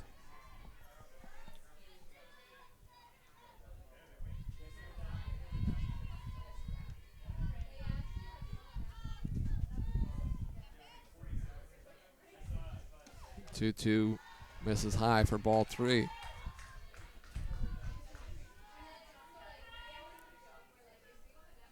Young had not walked a batter until the 5th inning, when she walked 2 batters. Along with the wild pitch, scored the Colgate run, as that ball is chopped in the hole and gets by Habib in the left field. Had she even fielded it, I don't think she had to play at any base. So a base hit by Grennan.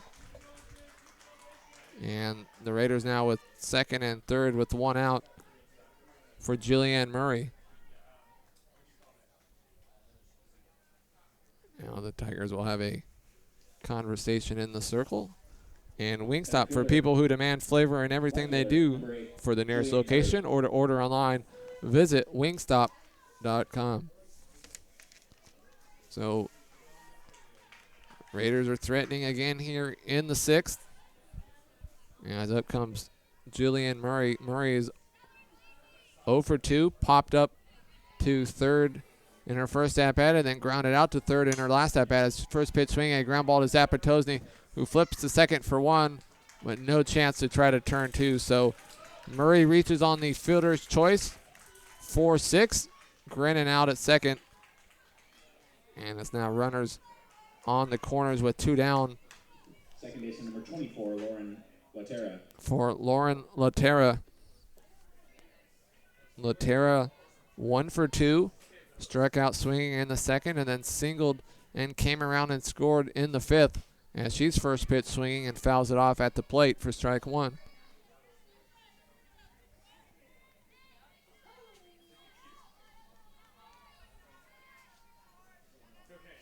Colgate 1 run, 4 hits, no errors. They've left 3 on base. Tigers 2 runs, 5 hits, no errors. They've left 6 on base.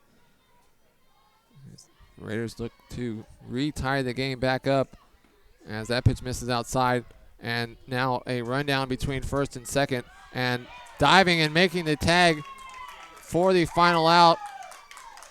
So a nice job there by the Tigers, making sure they could get the out before Jernan would try to score to tie it up. So the Raiders get a couple base runners but do not score after 5.5 innings. Pacific leads 2-1 on PacificTigers.com.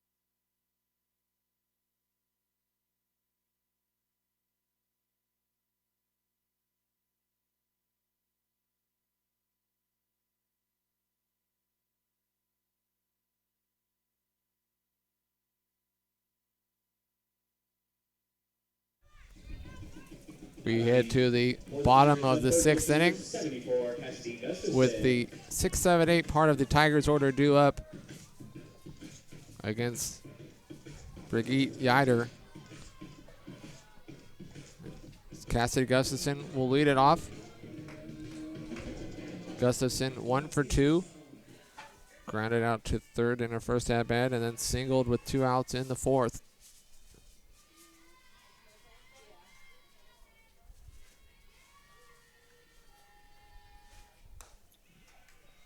As the first pitch to Gustafson misses high and outside for ball 1.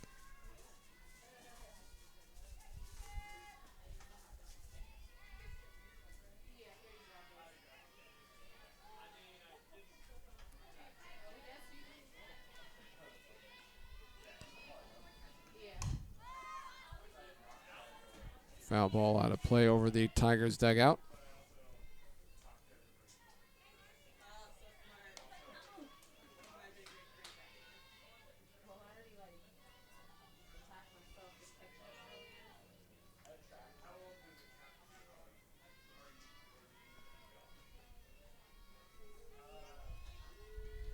Gustafson, 258 on the season.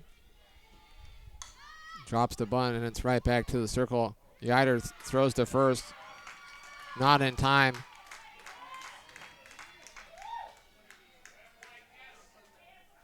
And I'm going to just wait and see what gets put up. Either way, the Tigers with a leadoff batter on, and they will rule that in a E1. So Gustafson reaches for the second time this afternoon. And that'll bring up Molly Bourne. Bourne is 0 for 2. She is grounded out to short in both at-bats. As that pitch misses low for ball 1.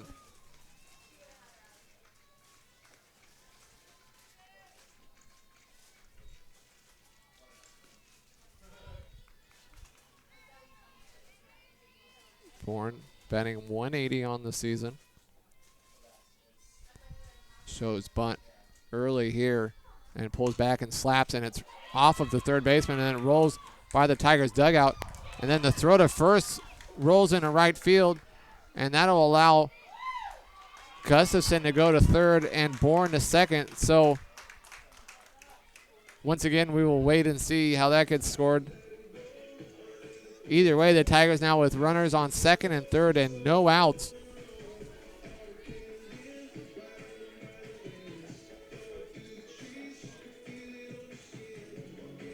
The shortstop, number 23, Melanie Abed. And they will rule that an infield single. And then on the throwing error, both runners advance a base.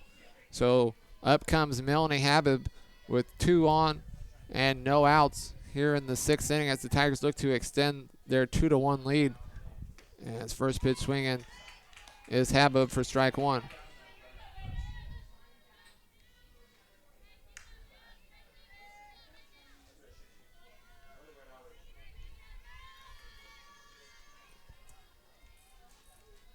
Habib, 5 RBIs on the season. Shows bunt, and that hits her in the foot. And Vince Price, the home plate umpire, is going to say that she stuck her foot out and to stay here. So, and now Brian Colsey does not agree with that decision, saying she's in the box. Not like she stuck her leg out of the box.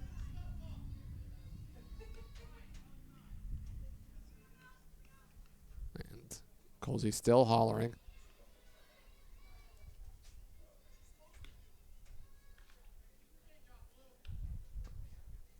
And here comes Colsey once again.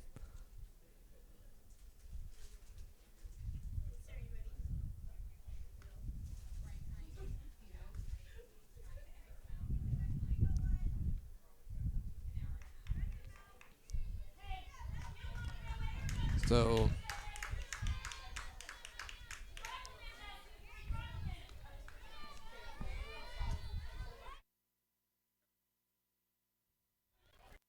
well, the count should be 1-1, and now it's fixed on the scoreboard.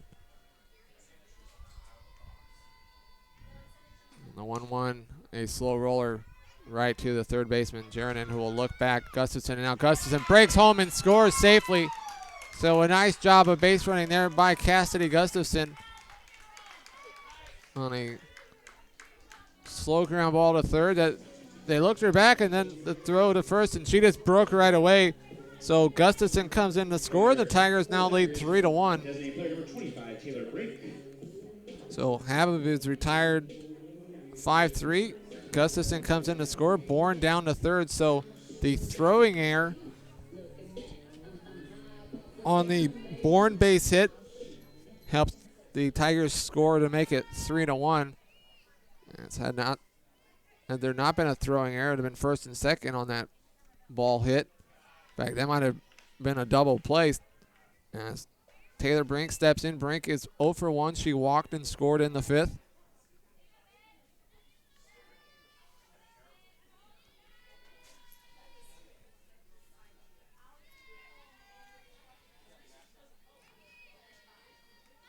As she bunts it down, and that'll score a run as the third baseman, Jerinin, no choice but just to throw to Romero for the out. So a nice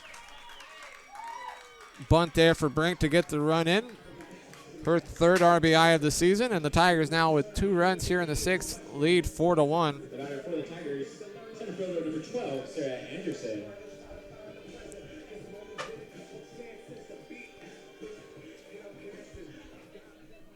A couple ground outs to third, and the Tigers now lead 4-1. Is back to the top of the order, and Sarah Anderson. Anderson is 2 for 2, 2 singles. She was also hit by a pitch in her last at bat, as that pitch misses high for ball 1.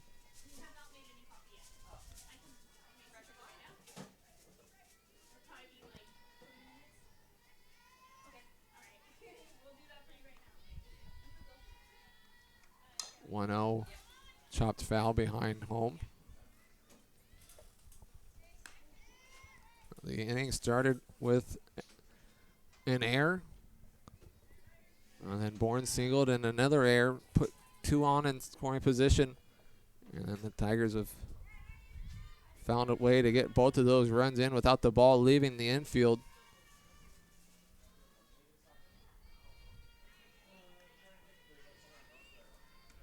(1-1) is a base hit to left field, so Sarah Anderson continues her outstanding afternoon, early evening, as she gets her 3rd single.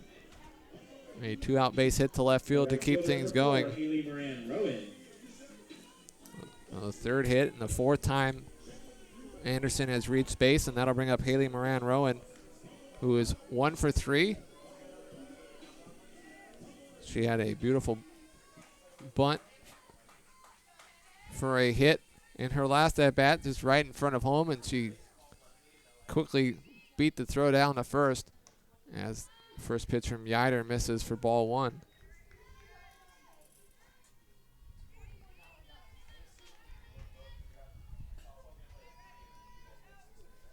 Moran Rowan now batting .233 on the season, the junior right fielder from Stockton.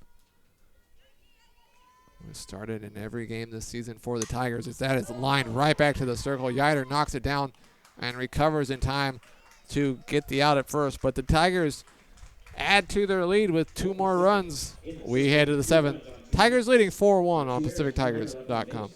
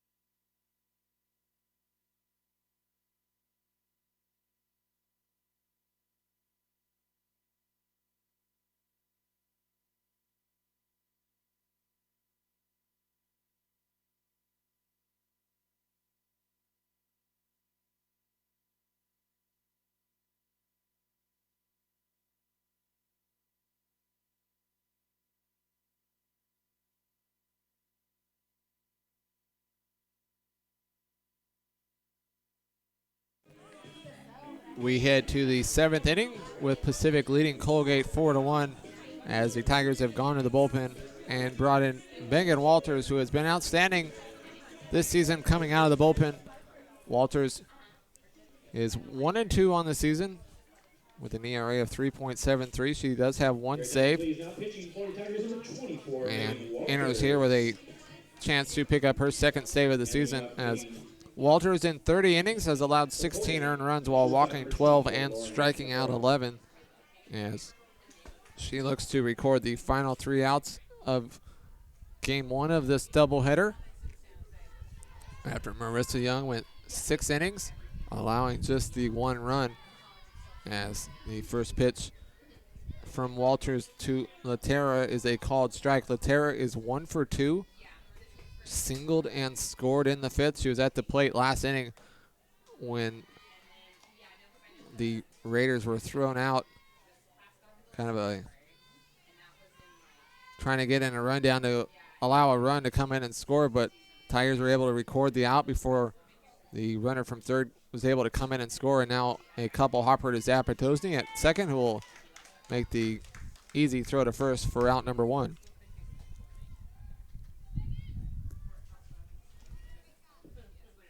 First baseman number 5, Megan Romero.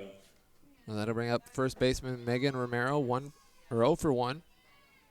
She reached in the 5th on a walk. And first pitch swinging, 1 hop to Gustafson, who fires across. And so 2 very quick outs here in the top of the 7th, and the Tigers now 1 out away from the win. As the designated player number 15, Alessandra Moore. That'll bring up the designated player, Alessandra Moore, who is 0 for 2, struck out swinging and grounded out to first, as she watches the first pitch from Walters go high for ball 1.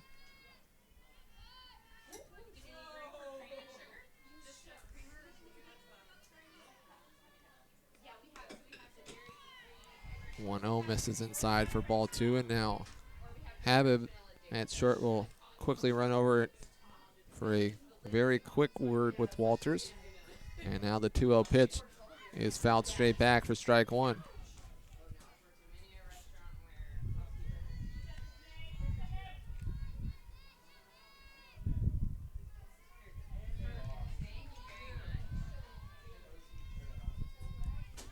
Two balls, 1 strike, 2 down here in the 7th. As the Tigers now 1 strike away from the win here in game 1 of the doubleheader. As that pitch on the outside corner for strike 2.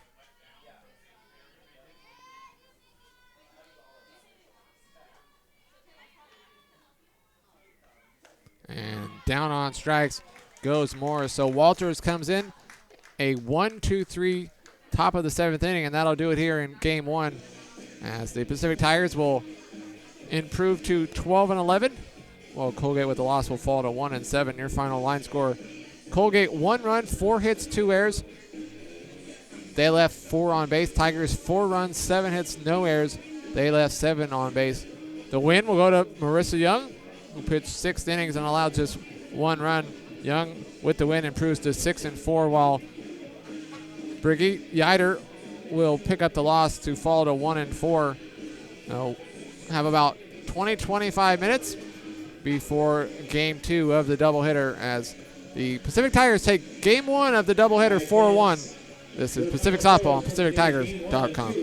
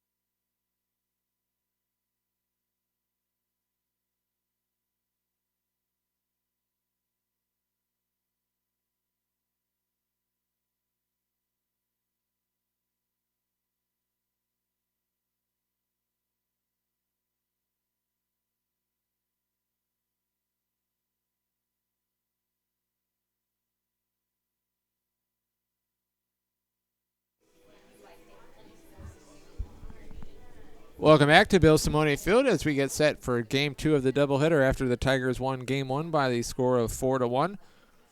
The Tigers defensively from left to right in the outfield, Bourne, Anderson, and Moran Rowan. Infield, a very familiar one, Gustafson at third, Habib at short, Zapatozny at second, and Lawners at first.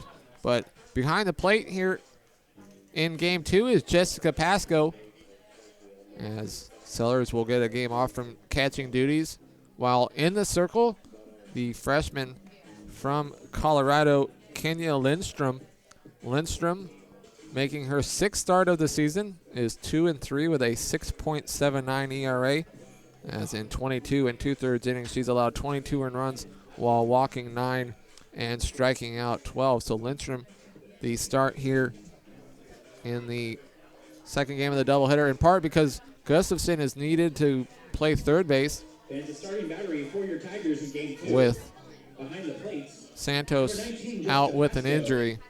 And in the circle for the Tigers, number 3, Kenya Lindstrom. So Lindstrom gets the start in the circle as the Raiders And leading off will have Katie Bushy leading off. number 7, Katie Bushy. Bushy in Game 1 was 0 for 3. Now hitting .310 on the season. As the first pitch from Lindstrom in there for a called strike at 6:36 p.m.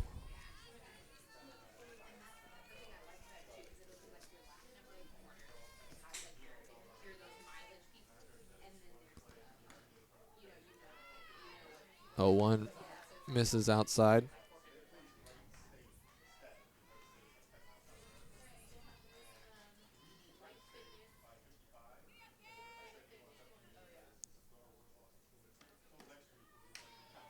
After missing outside, Lindstrom looks for that inside corner and misses for ball 2.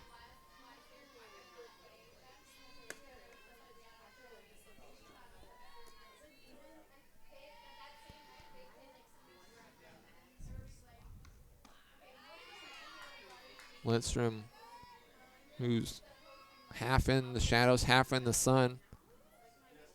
As the shadows starting to take over the field. Count now 2 balls and 2 strikes. And the 2-2 is lined past a diving Zapatozzi into right field for a base hit. Moran Rowan tried to quickly throw to first to see if he could get the out, but Bushy reaches on the base hit. Designated player number 12, Marissa Dowling. So a leadoff base hit for the Raiders, and that'll bring up Marissa Dowling, the senior designated player, hitting .240 on the season. As that pitch misses inside, and Pasco is able to keep it right there and not allow Bushy to try to head down to second. Bushy at first is 4 for 4 on stolen base attempts through the Raiders' first 8 games of the season. Colgate just 1-7 as that slow roller gets by the first baseman. Lawners, and Zapatozzi is right there and able to get it and flip to Lawners, who's able to get back to first in time. So Dowling is out 4-3. Bushy down to second. The third baseman, number 22, Holly Garrison.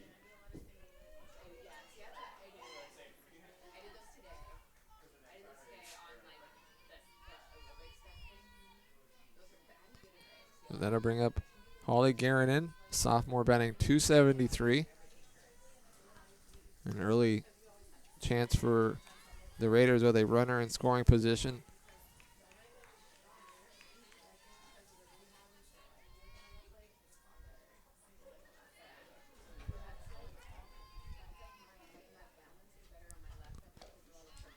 One-0 pitch misses low and inside.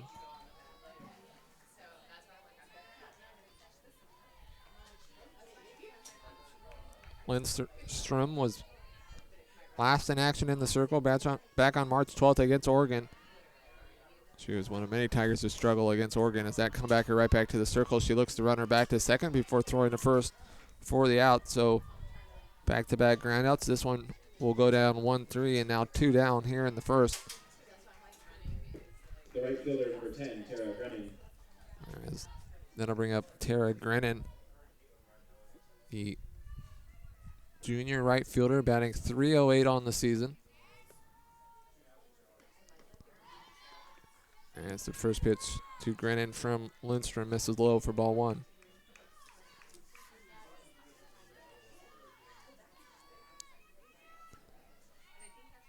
Colgate had an early chance with a runner in scoring position in game one and could not score.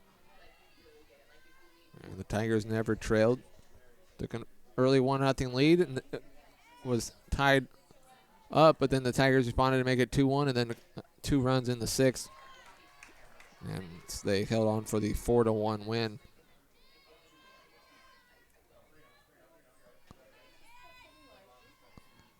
Three balls, no strikes to count. To Grennan. Murray on deck. Yes. Grennan taking the whole way there for strike one.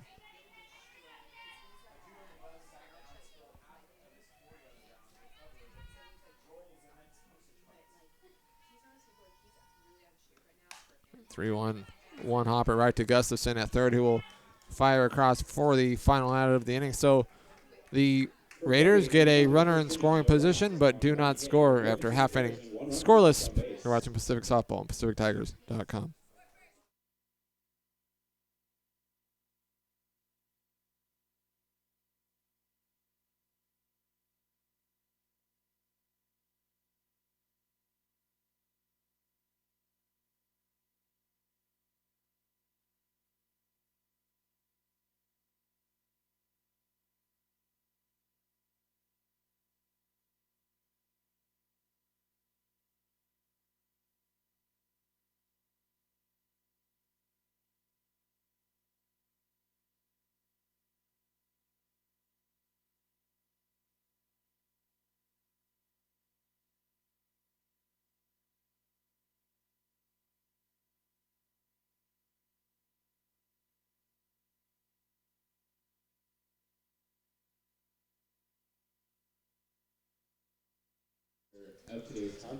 We head to the bottom of the first inning as the Raiders defensively from left to right in the outfield, Murray, Bushy, and Grennan.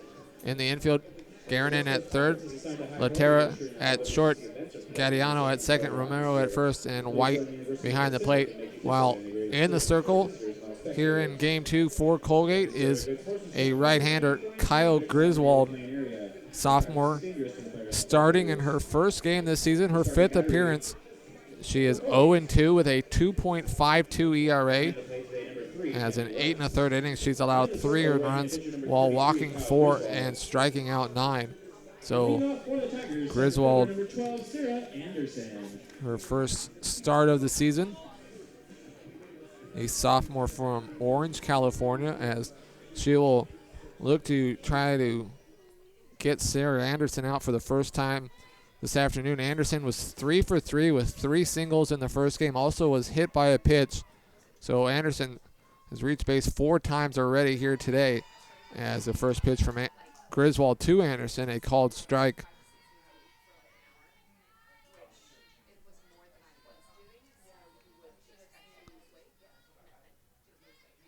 Anderson now batting .373 on the season.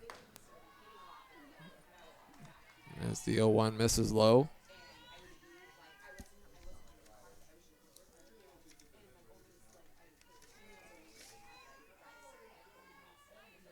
Anderson, the senior from Washington. It's a high chopper to short. Going to be a close play at first, and really it turned out not really that close.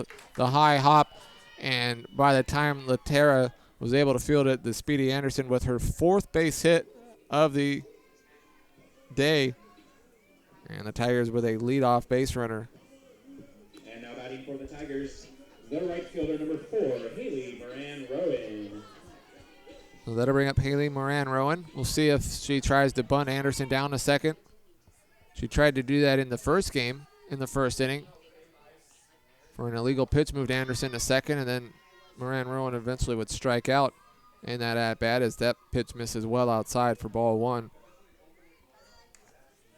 Anderson leads the Tigers with 3 stolen bases on the season. Well, she's also been caught 3 times.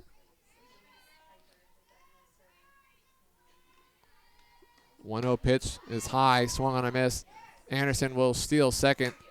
Really, Anderson was at second base before the second baseman Gadiano was able to, as the shortstop Laterra was playing almost halfway between second and third, if not a step or two more towards third base. So Anderson down to second with the stolen base, her 4th stolen base of the season, and now Moran Rowan with a runner in scoring position. See if she tries to get her over to third. She does show bunt and pulls back and takes, as that pitch is outside for ball 2.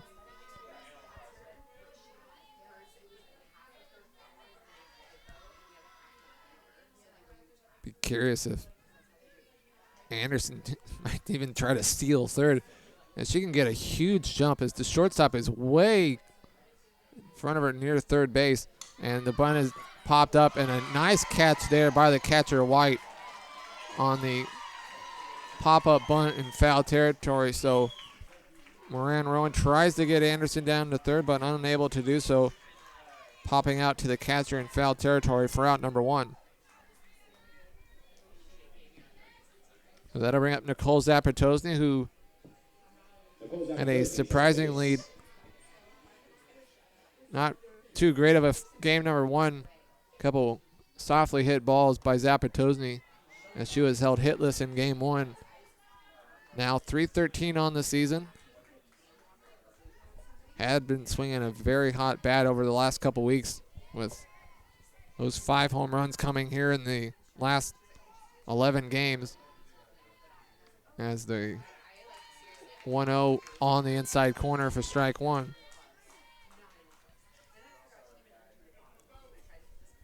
Zapatosny leads the Tigers with 18 runs batted in. Also leads the Tigers with 5 home runs. And the 1-1, and she shows bunt and pulls back. And it's strike 2.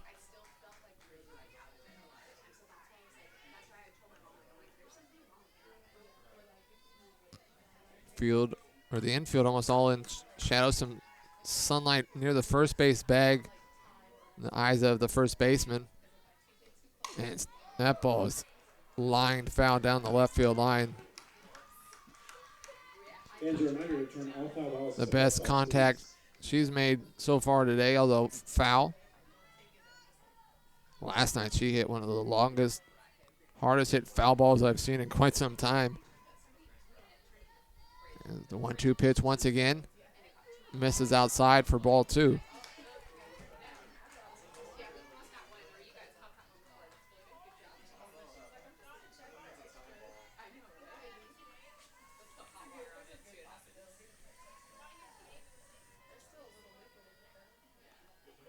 Two-two pitch, a slow roller hit to second. Anderson will advance to third, but the second out of the inning as Zapatosny is again retired on a ball in the infield. The first baseman, number 44, Sydney Lawners. So that'll bring up Sydney Lawners. Lawners came through with a 2-out RBI in the last game. In fact, 2 of them. Lawners batting from the right side, takes a called strike. Lawners hitting .377 on the season, now with 16 RBIs.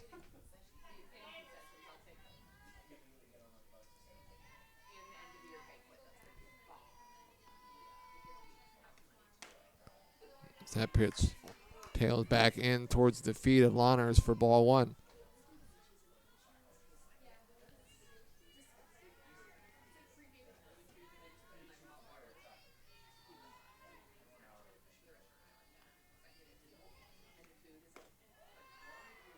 One misses low and outside.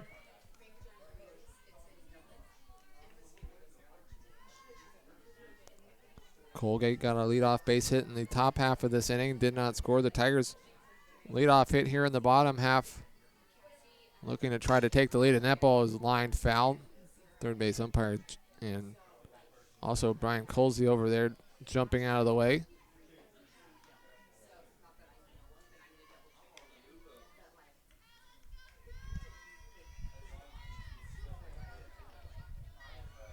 Count remains 2 balls, 2 strikes. Tigers with a runner on third. Lawner's looking to try to give the Tigers the lead as that pitch misses high for ball 3.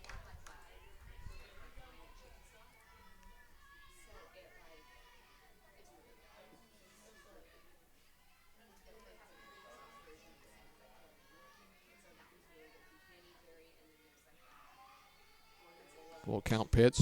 Hit high in the sky.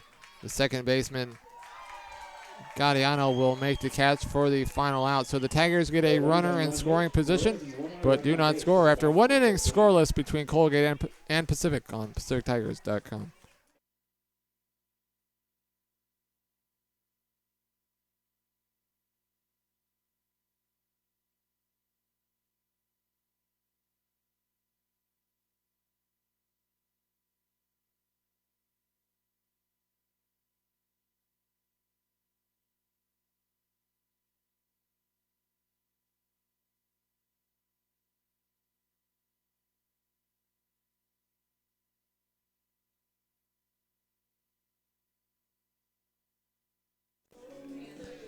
Lincoln Center is Stockton's premier shopping and dining destination. Enjoy boutique shopping, our award-winning restaurants, and family-friendly atmosphere.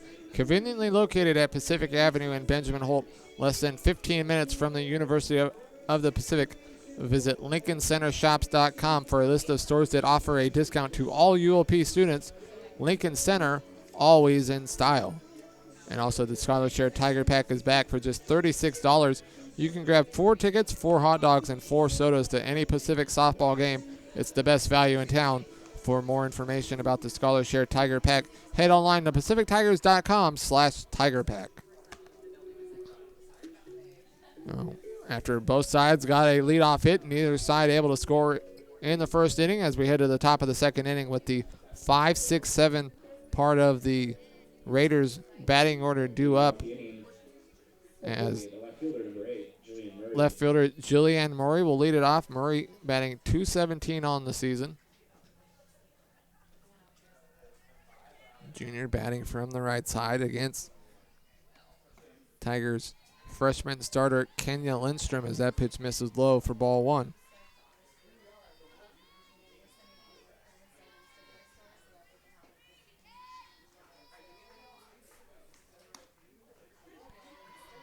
One-0 misses high.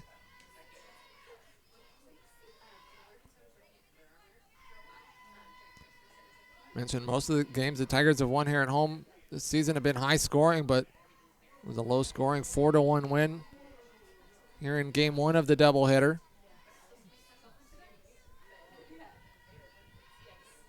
Count now 3 balls and no strikes to Murray. Murray has walked 4 times this season. And taking the whole way there, that's well inside for ball 4. So a leadoff walk, and the Raiders for the second inning in a row have a leadoff batter on. That'll bring up shortstop Lauren Laterra as Pasco heads out to have a word with Lindstrom. Laterra 4 for 20 on the season, 2 home runs, does not have a sacrifice.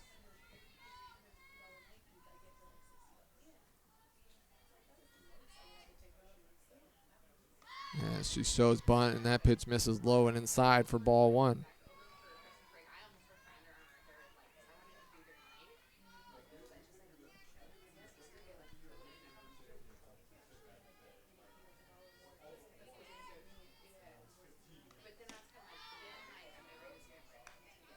Lindstrom finds the strike zone there for strike 1 after 5 straight pitches out of the zone.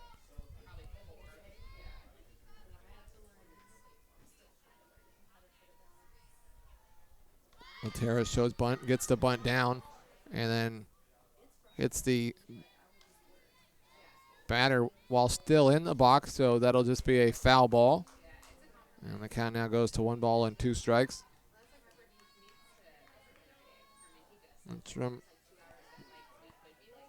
almost half a strikeout per inning. Count 1 ball, 2 strikes. As that pitch misses well high for ball 2.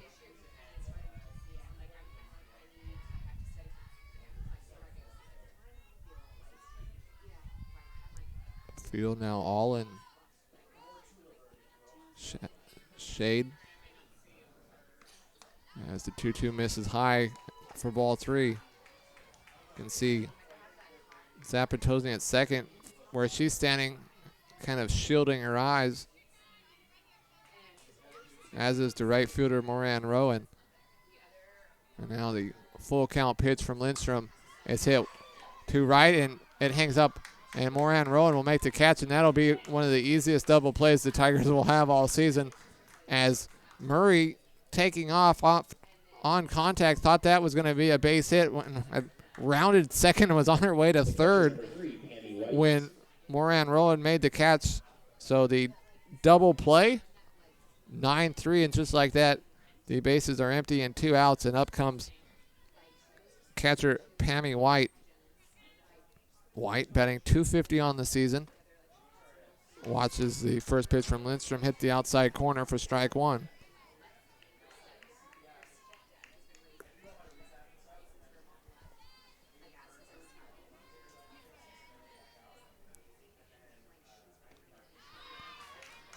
Big swing and a miss there by White, and count now no balls and 2 strikes. I mentioned the sun, Moran Rowan did a nice job to read that off the bat and make the catch, and then had the easy throw to first to complete the double play as that 0-2 pitch misses outside for ball 1.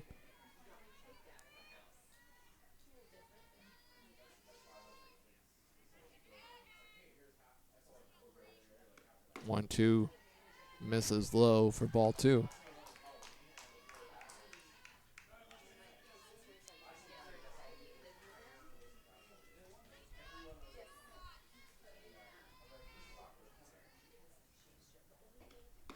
And swung on a miss. So there's the first strikeout of the night for Lindstrom. So the Raiders get a leadoff base hit but do not score after an inning and a half. Colgate and Pacific scoreless on PacificTigers.com.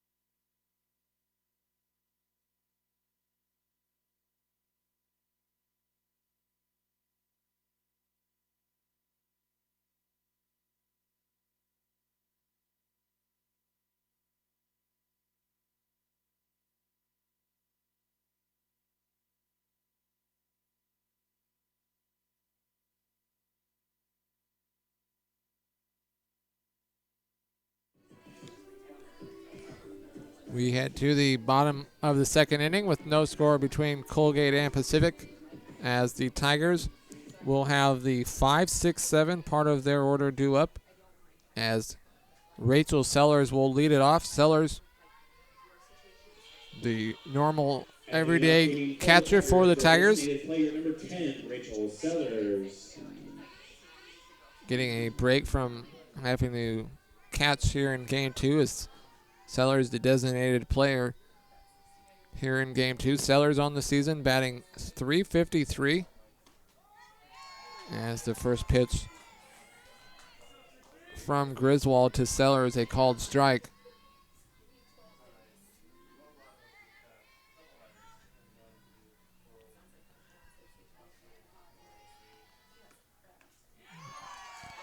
Sellers there way out in front of that off-speed pitch for strike 2.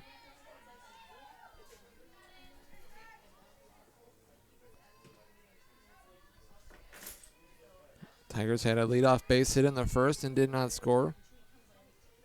Colgate had their leadoff batter reach in each of their first 2 at-bats and did not score, but the streak of leadoff batters reaching base comes to an end there as down on strikes goes Sellers as she strikes out swinging. The first strikeout of the night for Griswold. The batter for the Tigers, number 74, Cassidy Gustafson. That'll bring up Cassidy Gustafson, batting .254 on the season.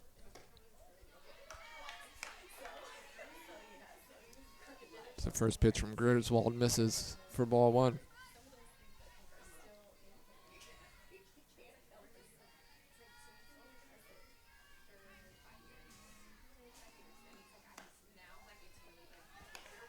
One 0 misses high.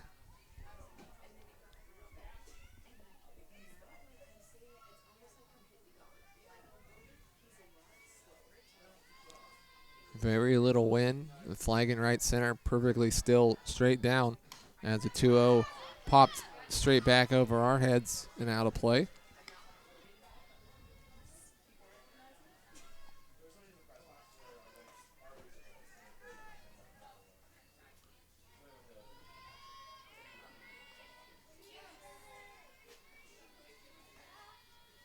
Two one, another high foul ball straight back. One a little more off to our right. So after back-to-back foul balls, the count now 2 balls and 2 strikes to Gustafson.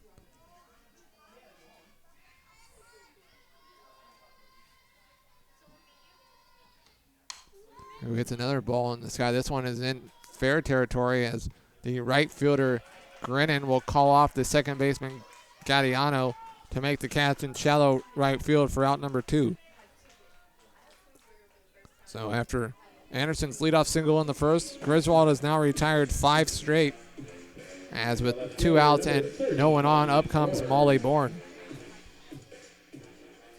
Bourne hitting .194 on the season. Sophomore left fielder. Watches the first pitch from Griswold hit the outside corner.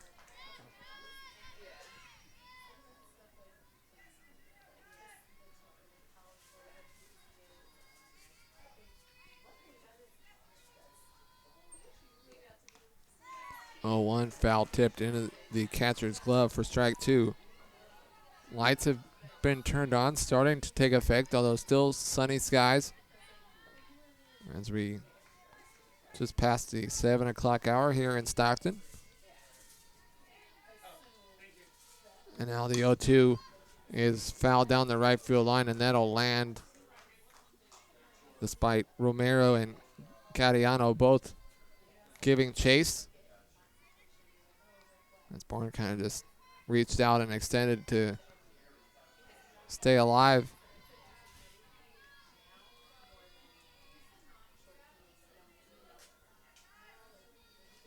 Count remains no balls and 2 strikes. And Bourne hits it well to left, but hanging up and being caught in foul territory as Murray gets to it for the final out of the inning. So the Tigers go down in order in the second. After 2 innings, no score. You're watching Pacific Softball on PacificTigers.com.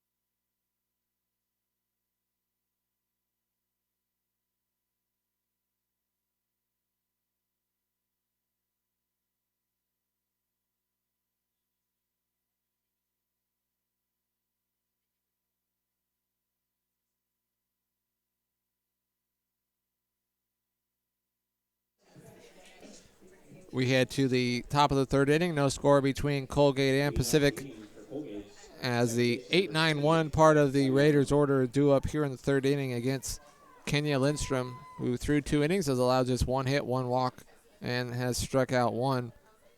As Alex Gadiano steps in. She is 2 for 2 on the season.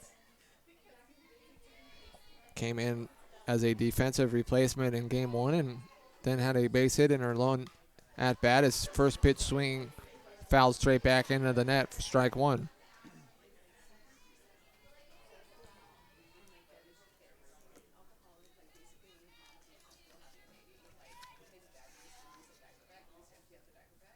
Gadiano, the senior from Reston, Virginia.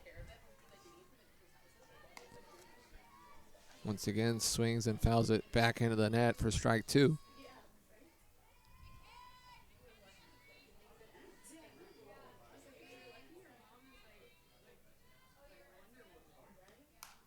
Oh, 2 popped up straight back. Pasco didn't have enough time to get back and try to catch that one.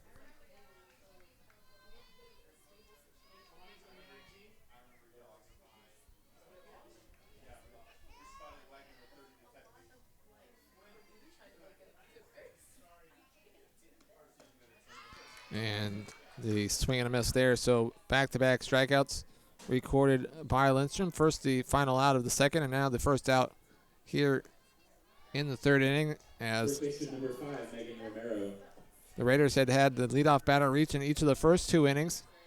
But finally Lindstrom gets a leadoff out here as Gadiano goes down swinging, and that'll bring up Megan Romero, the left-handed hitting first baseman, who first pitch swinging a pop-up in shallow right center that will be called off and caught by Moran Rowan. Zapatosny was back there as Anderson was charging as well, but they both made way for Moran Rowan to make the catch for out number 2.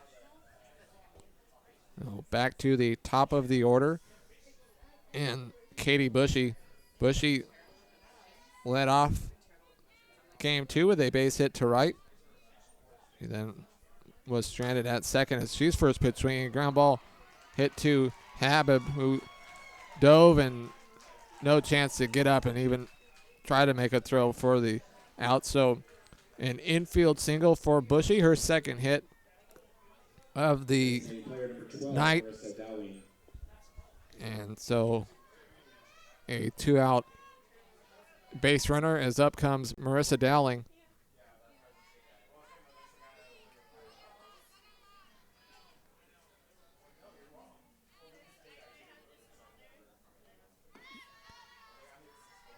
First pitch from Lindstrom to Dowling, misses low for ball 1.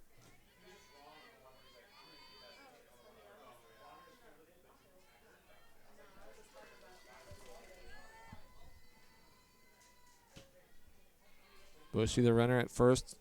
Perfect 4 for 4 on stolen base attempts, and off she goes. And the throw to second, not in time. So Bushy now a perfect 5 for 5 on stolen bases.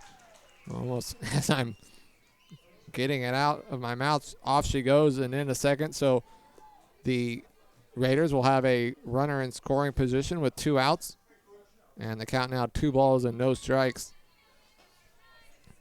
Dowling 0 for 1. She grounded out to second in her first at-bat. A ball that got by Lawners, and Zapatosny did a nice job to get over and field and then flip to Lawners in time for the out. As the count now 2 balls and 1 strike.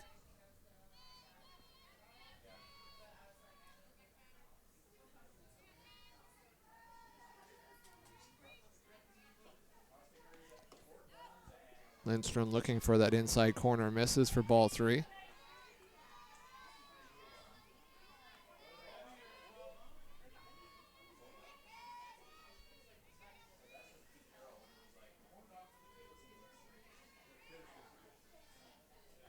Three-one, chopped up the middle. Zapatosny going to her right, gets it and makes the throw for the final out of the inning.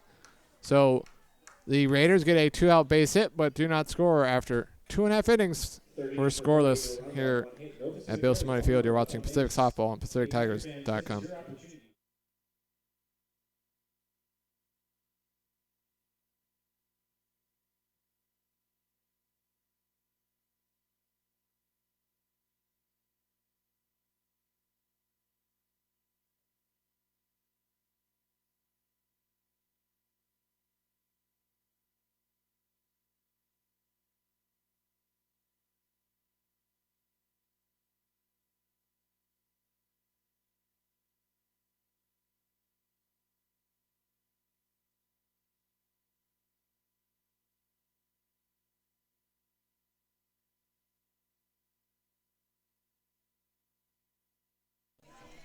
The City of Stockton Municipal Utilities Department asks you to help with water quality and water conservation. Help us maintain clean rivers and a clean delta for everyone by reporting any sewage or bad-smelling water in the street or water running in gutters. Reporting possible problems helps everyone to maintain a clean water supply and healthy environment. Call the 24-hour Emergency Service Center at 209-937-8341. And leading off the inning for the Tigers, the shortstop number 23, Melanie Habib. We head to the bottom of the third inning. The 8-9-1 part of the Tigers order due up here as Melanie Habib will lead it off. Habib batting 170 on the season. As Kyle Griswold enters her third inning in her first start of the season. As the first pitch to Habib, a called strike. Mentioned Griswold had appeared in 4 games before this, pitching a total of 8 1/3 innings, allowing just 3 earned runs. As that pitch misses inside for ball 1.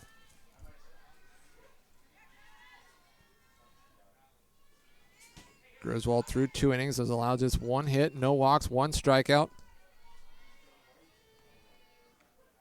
As a high fly ball in the shallow right field, and it'll be the second baseman, Gadiano, who will make the catch. So the third out in a row made by a fly ball. This one caught by the second baseman. And Griswold now has retired 7 straight since the leadoff single by Anderson in the first. For the Tigers, the catcher number 19, Jessica Pasco. But now to bring up Jessica Pasco, starting in just her second game of the season, looking for her first hit on the year. As that pitch misses low for ball 1.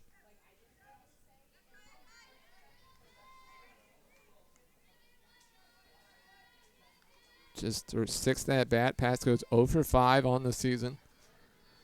And 1-0 popped up, and that will get out of play. The catcher White was over, but ran out of room as it went over the net and landed a few rows up.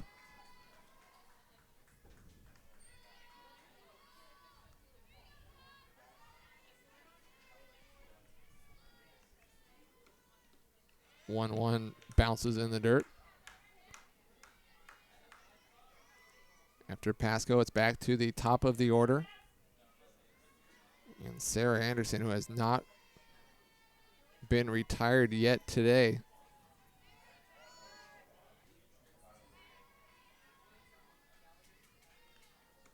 Two one on the inside corner for strike 2.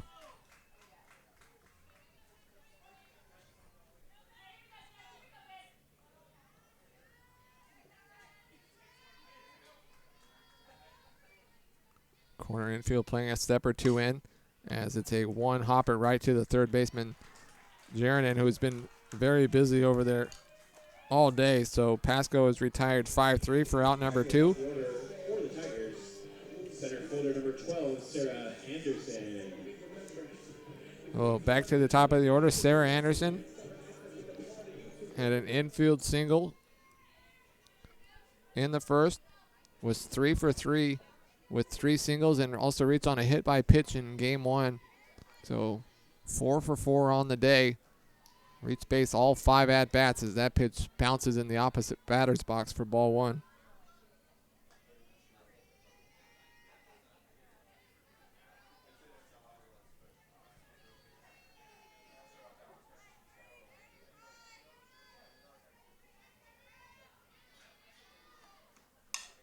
Anderson hits a 2-hopper to the third baseman, Jeranen, who is playing in, and for the first time today, Anderson is retired. So the Tigers go down in order in the third after 3 innings. No score between Colgate and Pacific on PacificTigers.com.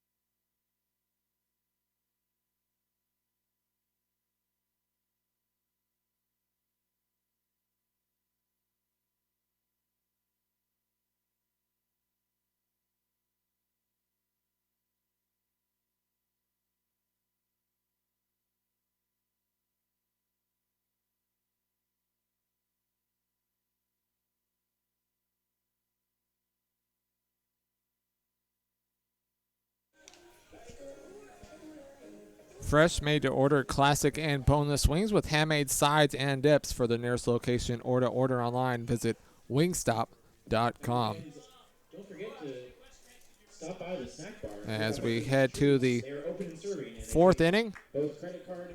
the 3, 4, 5 part of the Colgate batting order due up here in the fourth. As through 3 innings, Colgate no runs, 2 hits, no errors. They've left 2 on base. Tigers no runs, 1 hit, no errors. They've left 1 on base. It's been a pitching duel so far between Griswold and Kenya Lindstrom, who through 3 innings has allowed the 2 hits, one walk, 2 strikeouts. As first pitch swing is Jaron in for strike 1.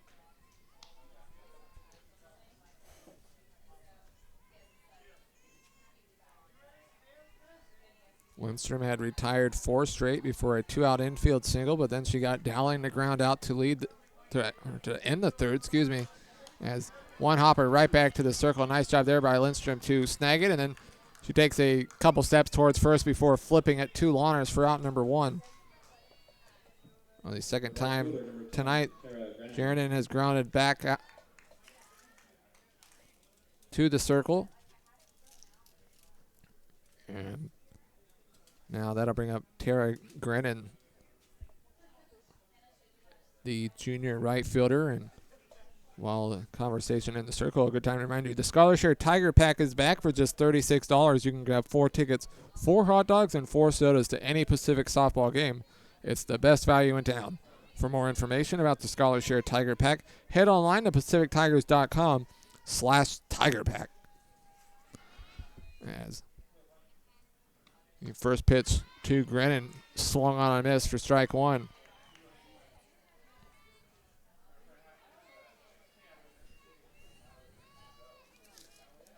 Grennan, the 5'9" junior from Santee, California, watches the 0-1 pitch go right down the middle for strike 2.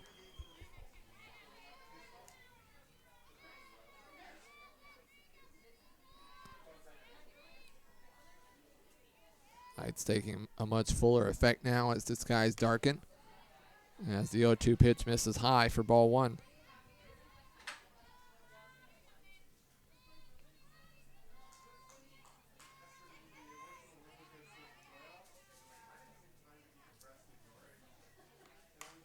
One, two, fouled off over the Colgate dugout. Grennan on the season, 8 for 27, has walked once while striking out 7 times. Let's have 1 extra base hit, a double through the first 8+ games of the season. And down on strikes she goes. Grennan chases that high pitch and misses. So the 3rd strikeout of the night for Kenya Lindstrom. And 2 up and 2 down here in the 4th. And up comes Jillian Murray. Murray led off the 2nd inning with a walk. She then was thrown out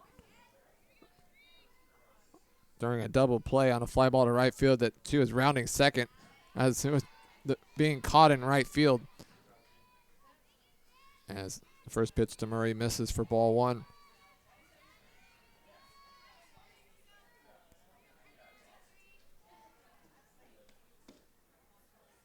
One 0 misses low.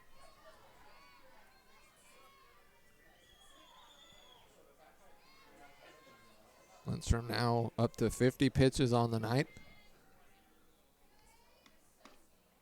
And now down 3-0 as that pitch misses inside.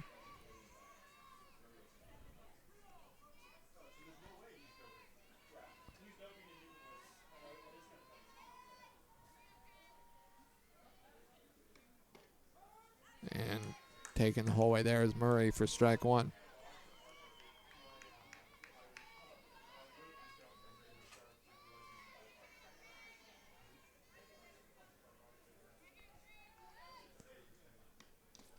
And after falling behind 3-0, back-to-back strikes, that one swinging, and the count now full.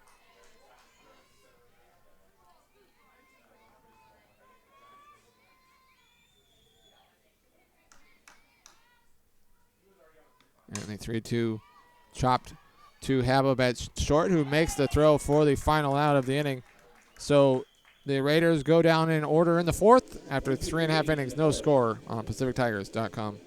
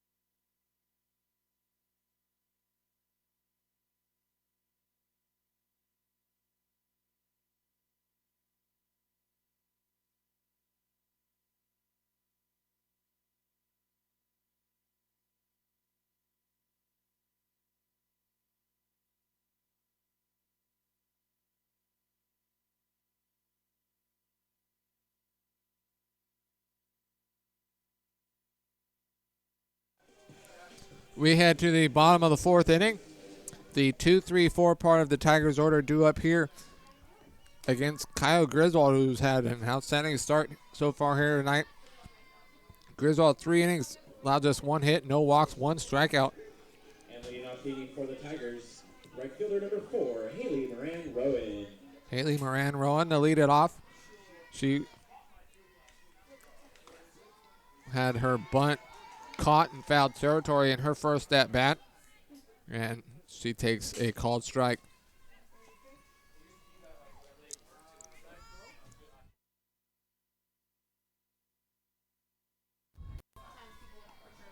Oh, 1 misses outside.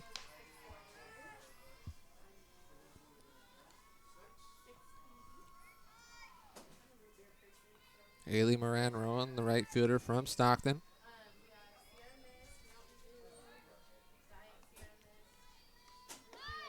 Shows bunt, pulls back, and that pitch hits the outside corner for strike 2.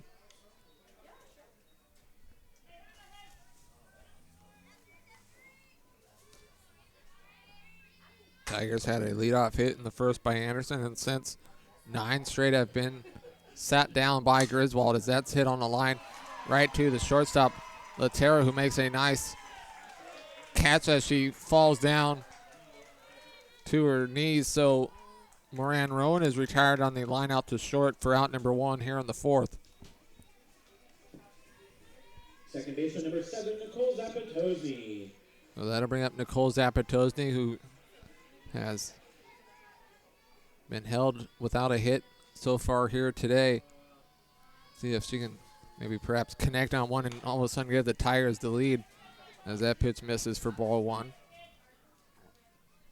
Zapatozny, 309 on the season. Grounded out to second in her first at-bat here in Game 2. Had a couple groundouts and pop-outs in Game 1. As that pitch misses for ball 2.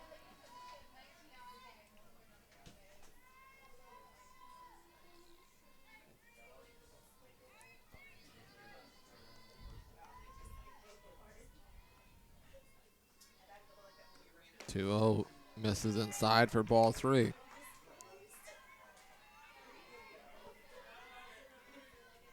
Griswold has not given up a home run all season. Now in 11 2/3 innings. Just 3 earned runs. As the 3-0 pitch on the outside corner for strike 1.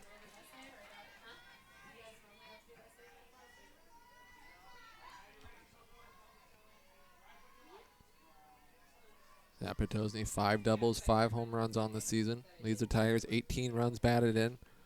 As the 3-1 pitch is hit high into the sky in shallow center, and it'll be the center fielder Bushy who almost made the catch on the infield dirt.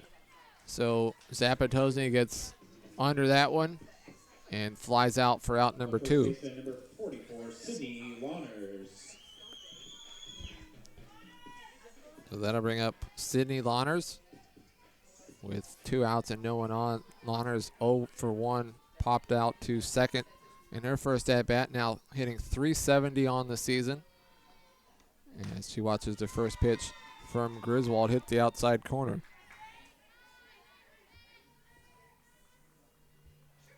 "11 straight retired by Griswold in her first start of the season. 0-1 misses outside after, as she's looked here, would think they might try to get her a few more starts. 5th appearance. Pitched 8 1/3 through the first 4 appearances this season. As the 1-1 on the inside corner for strike 2.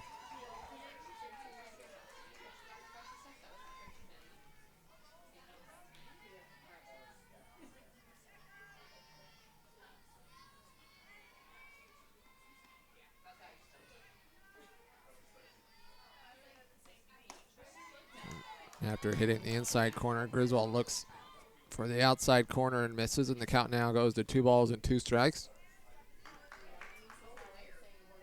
Rachel Sellers on deck. Should Lahners reach?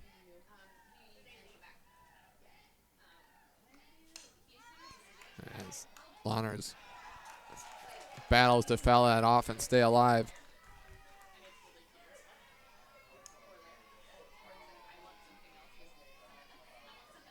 Still very little wind and all. Beautiful night. You can see the flag in right center, straight down, not moving at all.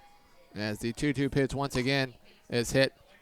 And a nice job there by Jeridan to field that on one hop and make the throw. So the Tigers go down in order again in the 4th after 4 innings. No score between Colgate and Pacific on PacificTigers.com.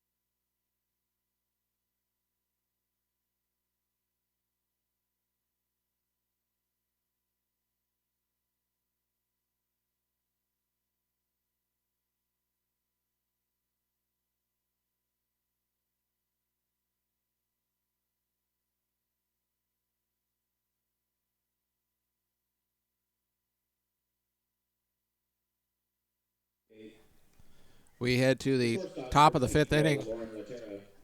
Colgate, no runs, 2 hits, no errors. They've left 2 on base. Tigers, no runs, 1 hit, no errors. They've left 1 on base. A very quickly played game so far with both pitchers looking outstanding. Lindstrom threw 4 innings, allowed just 2 hits, 1 walk, 3 strikeouts.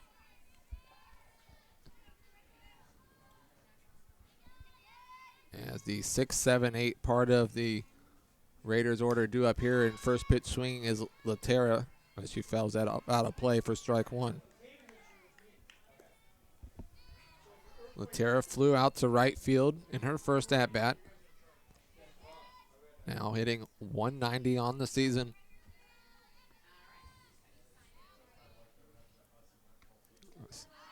A swing and a miss there for strike 2.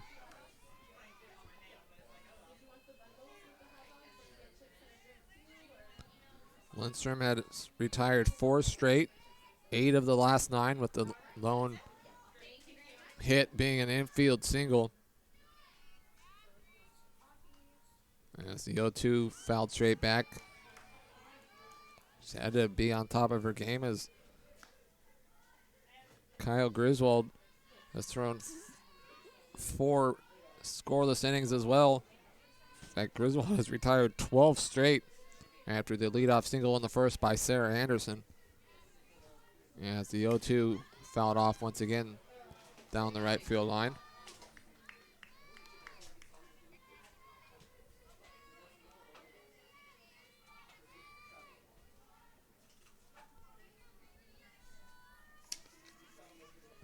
Lindstrom, the freshman from Denver, Colorado.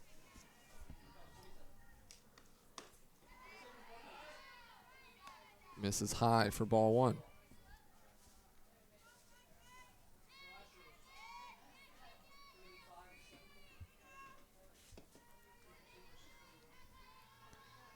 Corner infield playing even with the bag. Middle infield playing normal depth. As a fly ball to left field will hang up, and making the catch for the out is Molly Bourne. So for the second time, The catcher, number 3, Pammy White. Laterra hits it into the outfield, but it's caught. So the leadoff batter is retired once again, as up comes catcher Pammy White. White struck out swinging in the second inning, batting .231 on the season as she's first pitch swinging, and that's through the hole between first and second. And the throw to first almost able to get White, but White reaches safely. So White breaks up a streak of 5 in a row retired by Lindstrom with the single to right. The third hit of the game for the Raiders. First batter to get a hit besides their leadoff hitter, Bushy. And so with the one out and a runner on first, that'll bring up Alex Gaudiano, who struck out swinging in the third inning. 2 for 3 on the season.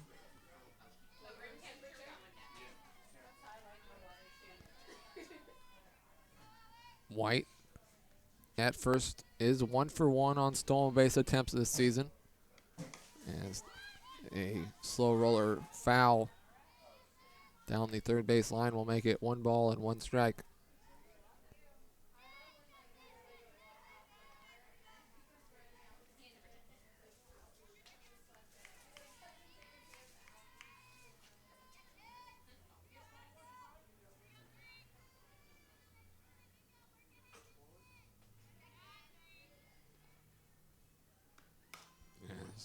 Line drive foul near the Colgate on deck circle for strike 2.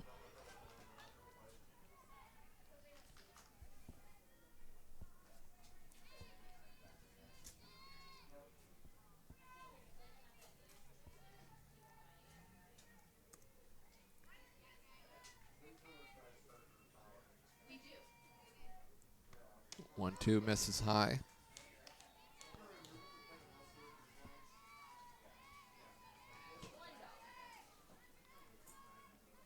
Only one time this season has Lindstrom gone more than 4 innings. That was back on February 20th against George Washington, when she went 5 1/3 and allowed 4 earned runs.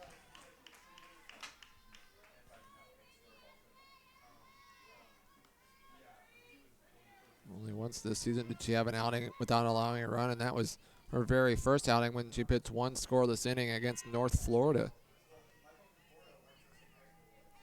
Count 2 balls, 2 strikes, and a ground ball to short. The flip to second for 1. To throw to first is not in time. Gaudiano running well, able to avoid the double play, but White is retired at second for out number 2, and Gaudiano reaches on the fielder's choice, 6-4. And so now 2 outs and a runner on first. Up comes first baseman Megan Romero, who flew out to right field in the third inning. 2 for 23 on the season, as the first pitch from Lindstrom to Romero on the outside corner for strike 1.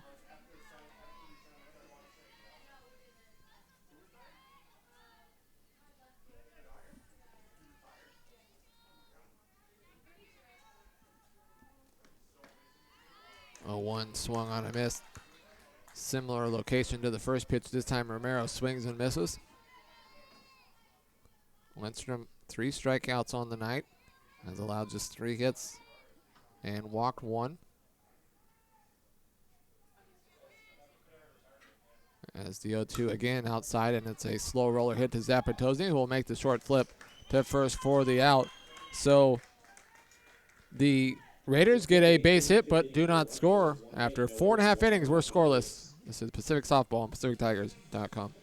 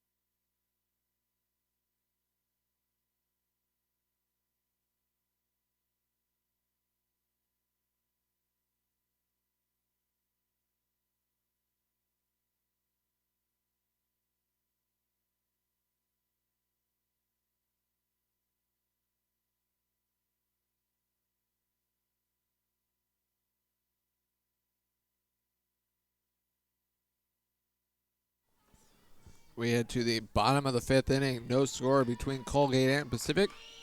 The 5, 6, 7 part of the Tigers order due up. And Wingstop, for people who demand flavor in everything they do. For the nearest location or to order online, visit wingstop.com.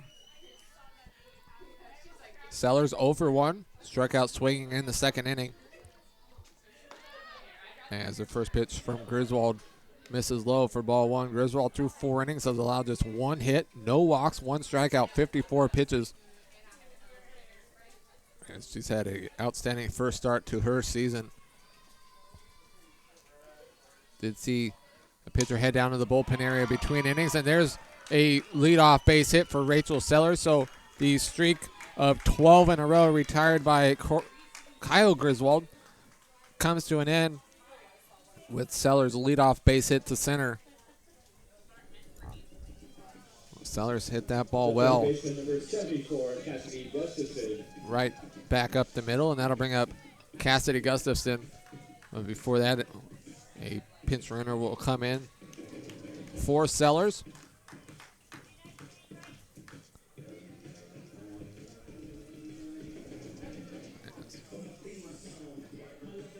I believe the pinch runner is Kristen Stein.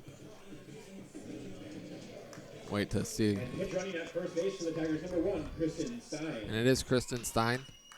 Thought it was her, but her ponytail covered up her number.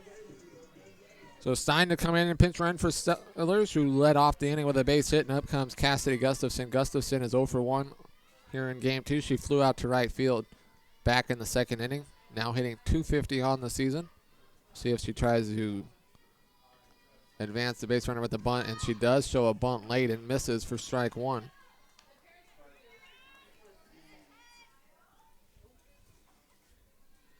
Tigers had an infield single back in the 1st by Anderson. She then stole 2nd, but Tigers have not had a hit since until that leadoff hit by Sellers, and showing bunt way early there and stabbing at it and missing as Gustafson for strike 2.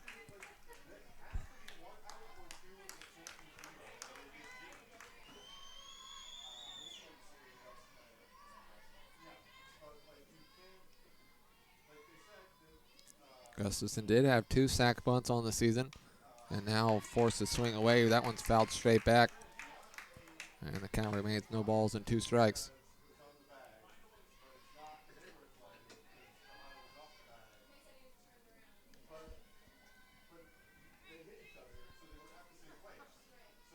Bourne on deck. So Tigers look to try to take the lead here in the 5th. As once again, no 2 pitch, fouled straight back and out of play.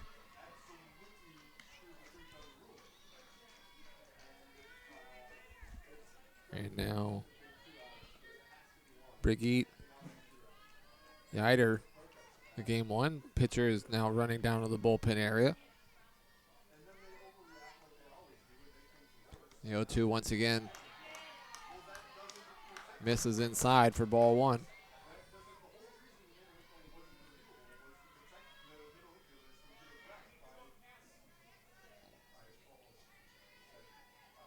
Sixth pitch of the at-bat coming. The 1-2 pitch swung on a miss.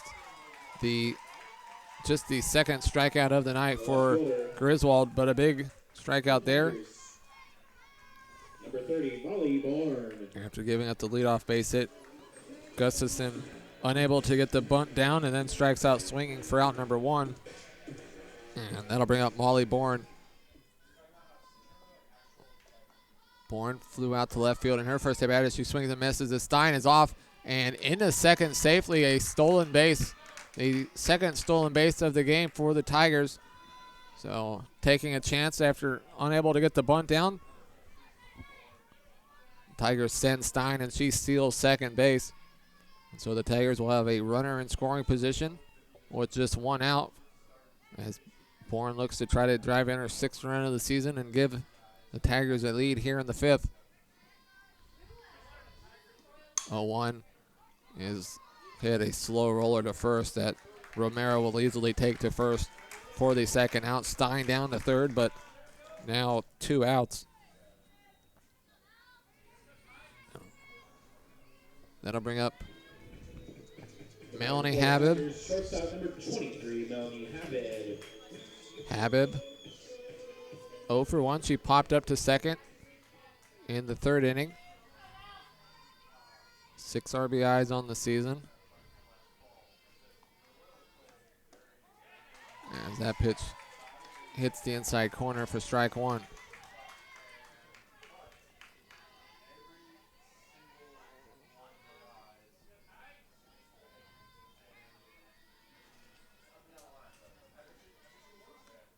And that ball's hit well, but right to the center fielder, Bushy.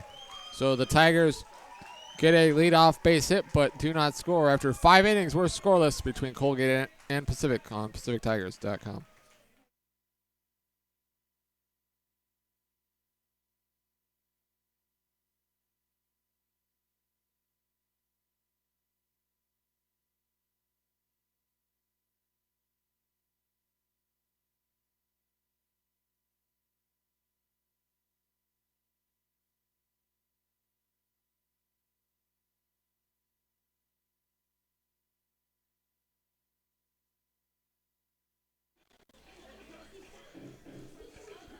The City of Stockton Municipal Utilities Department asks you to help with water quality and water conservation. Help us maintain clean rivers and a clean delta for everyone by reporting any sewage or bad-smelling water in the street or water running in gutters. Reporting possible problems helps everyone to maintain a clean water supply and healthy environment. Call the 24-hour Emergency Service Center at 209-937-8341.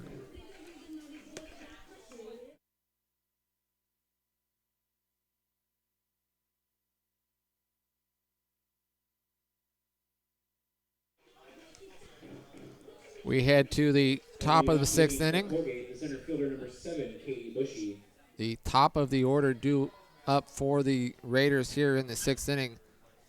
As center fielder Katie Bushy will lead off. Bushy is 2 for 2, has singled in both of her at-bats. She has 2 of their 3 hits on the night. As Colgate, no runs, 3 hits, no errors. They've left 3 on base. Tigers, no runs, 2 hits, and no errors. And they have left 2 on base. We're to the 6th inning, scoreless pitchers duel between Lindstrom and Griswold. As the first pitch, a slow roller back to the circle, and the throw to first in time for the out. The Colgate fans that were here didn't quite agree with that, perhaps thinking Launer's foot came off the bag, but for the first time here in Game 2, Bushy is retired on the 1-3, and that'll bring up Marissa Dowling for the first time with nobody on base. Dowling has hit ground balls to Zapatozny in both of her at-bats here in Game 2. 0 for 2. Now hitting .222 on the season. Lindstrom now through 5 1/3 has allowed just the 3 hits with 1 walk and has struck out 3. It's the 1-0. Rolled foul down the right field line.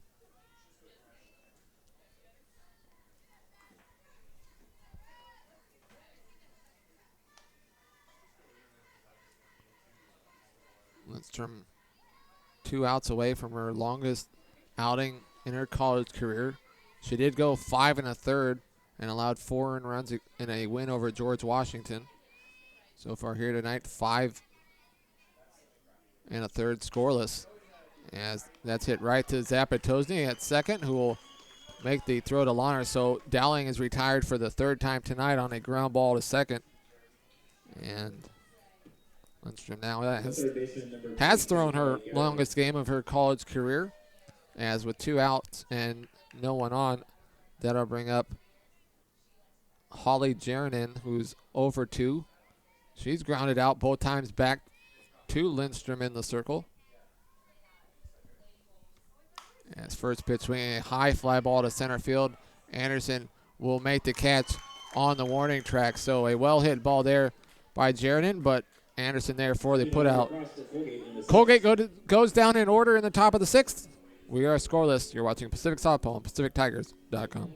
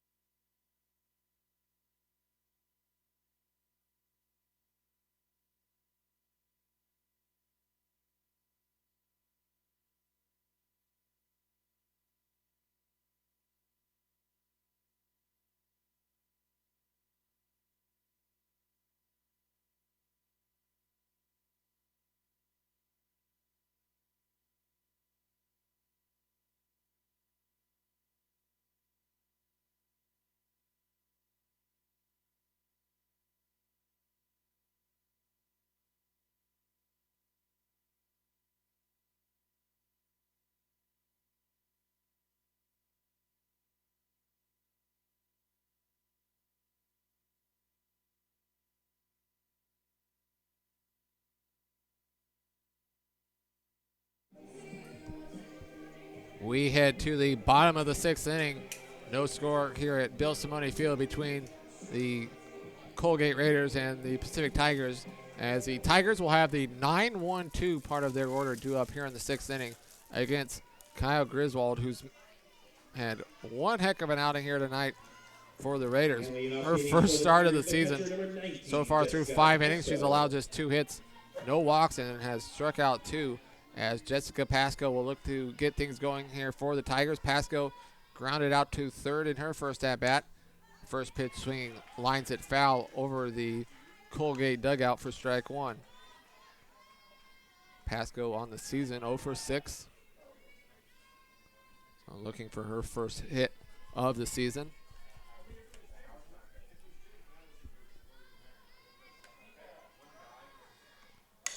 As the ground ball right to Latera at short, and the throw to first, and so Pasco is retired 6-3 for out number 1.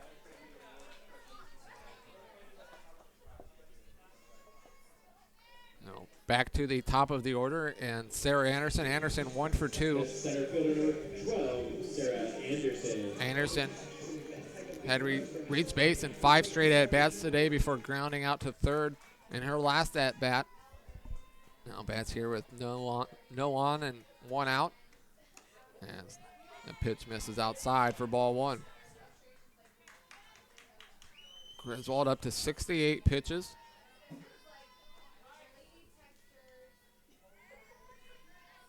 Colgate has had some action in the bullpen over the last couple innings, as Anderson pops it up in the infield, and it'll be the third baseman Jeranen to make the catch. So 2 up and 2 down once again here in the 6th, for Griswold.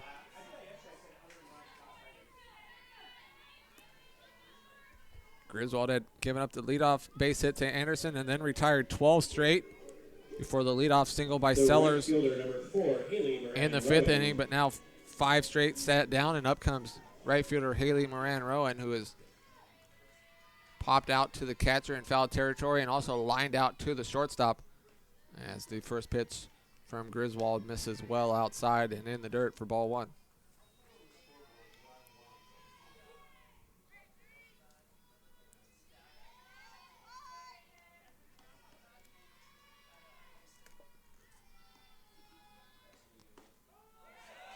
This time Griswold able to find that outside corner for strike 1. Griswold now through 14 innings this season has allowed just 9 hits, only 1 extra base hit, a double. As the 1-1 is a number back to the circle, and Moran-Rowan is going to have a base hit. So second time today Moran-Rowan has gotten a base hit on a ball that hasn't even gotten back to the circle. So a 2-out base hit, the third base hit of the night for the Tigers here in game 2. And that'll keep things going and give Nicole Zapatozny a chance to bat here with a runner on base. Zapatozny 0 for 2 here in game 2, a ground out to second and then a fly out to center. As the first pitch from Griswold to Zapatozny had called strike.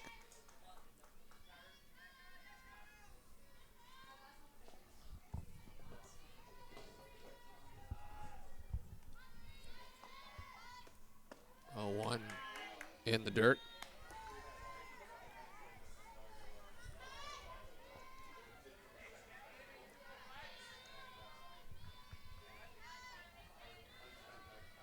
Moran-Rowan the runner at first. She reached on the 2-out infield single as the 1-1 misses low for ball 2.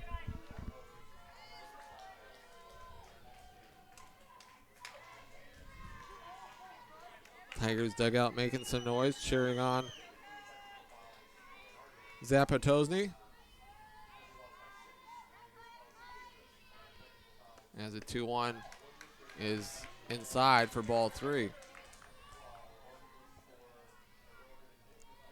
Lahner's on deck. Should Zapatozny reach?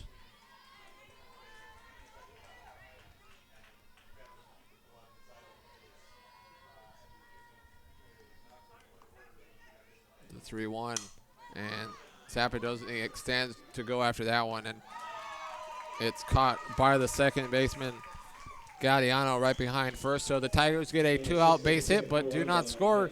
After 6 innings, we're scoreless. You're watching Pacific Softball on PacificTigers.com.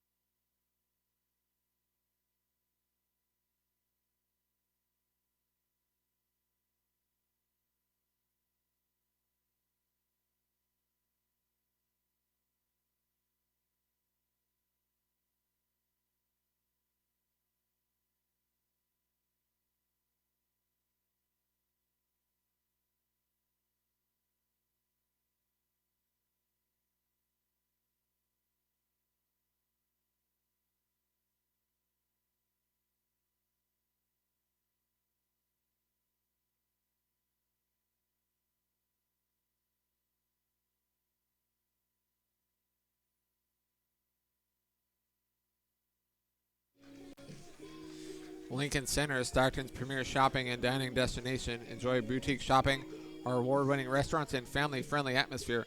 Conveniently located at Pacific Avenue and Benjamin Holt, less than 15 minutes from the University of the Pacific. Visit LincolnCenterShops.com for a list of stores that offer a discount to all UOP students. Lincoln Center, always in style. As we head to the 7th inning, no score between Colgate and Pacific, as the 4, 5, 6 part of the Raiders order due up here in the 7th inning against Tigers starter Kenya Lindstrom. Looks to continue her best outing of her college career. His first pitch swinging, ground ball taken by Gustafson. A nice job there as she tripped up a little bit. As I kind of tripped up over words before recovering and making the throw to first for the out. So Grennan is retired on the 5-3, and that'll bring up Jillian Murray. Murray is 0 for 1. Murray walked in the 2nd inning for grounding out to short in the 4th. Batting 208 on the season. That's the first pitch from Lindstrom to Murray. Misses for ball 1.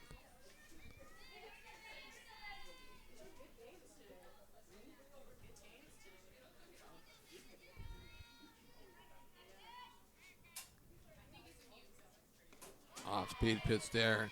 Had Murray fooled for strike 1.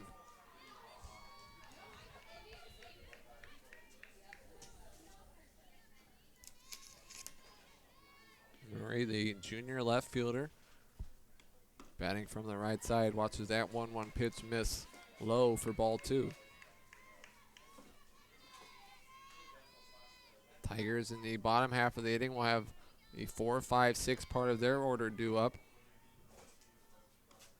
As 2-1 off of Lindstrom, and no chance. And then that throw ill-advised, although fortunately for the Tigers, it bounced right back as Lindstrom was ready for it, and it just took a bigger hop than she expected, and Habib tried to get it and make it throw, but really no chance once it got past Lindstrom.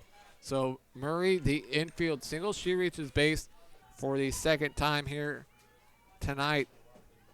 And that'll bring up Lauren Latara.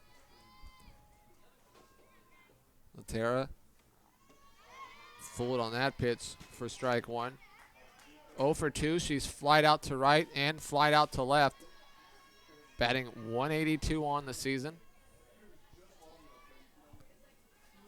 Murray, the runner at first, is 2 for 3 on stolen bases this season. As that pitch misses high and inside for ball 1. Again, Colgate, just their 9th game of the season, while the Tigers playing in their 24th. As Pacific's had to deal with some weather the last week or so, but Colgate has dealt with some weather all season so far, causing multiple cancellations as that pitch misses outside for ball 2.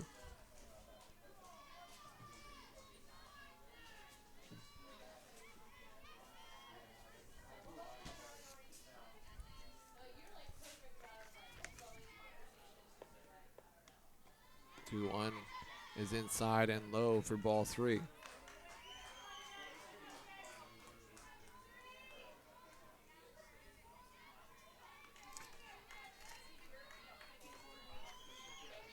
Lindstrom so far through 6 1/3 has only walked 1.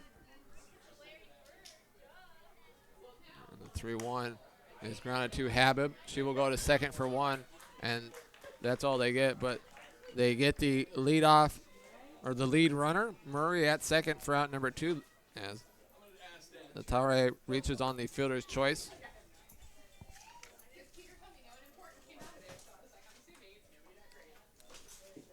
Catcher Pammy White, number 3.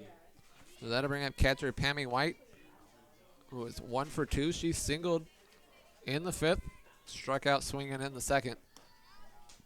And that pitch misses high for ball 1.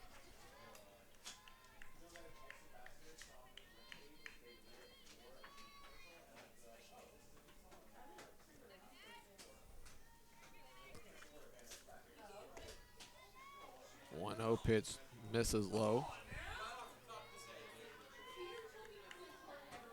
Tigers have not played an extra inning game yet this season. And now the 2-0 is hit right in front of home. It takes an odd bounce, and that's going to be a base hit, although they're going to say the ball hit White when she was out of the box, so that'll do it. So the Raiders get a base hit but do not score. We head to the bottom of the 7th inning scoreless. You're watching Pacific Softball on PacificTigers.com.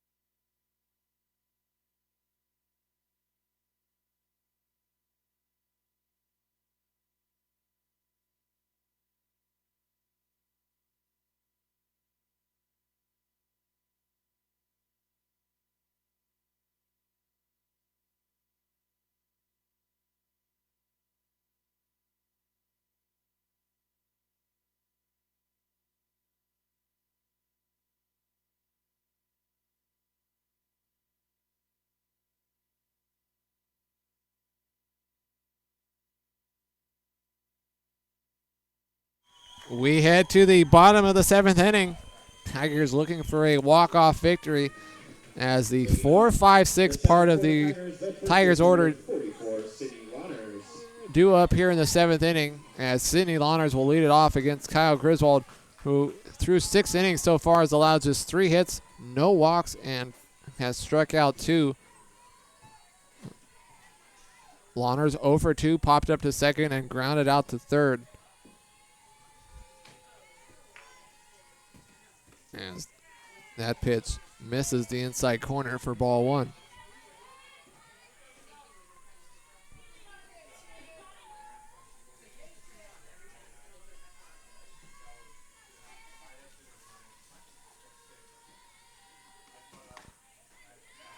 Griswold looking for that outside corner, misses for ball 2.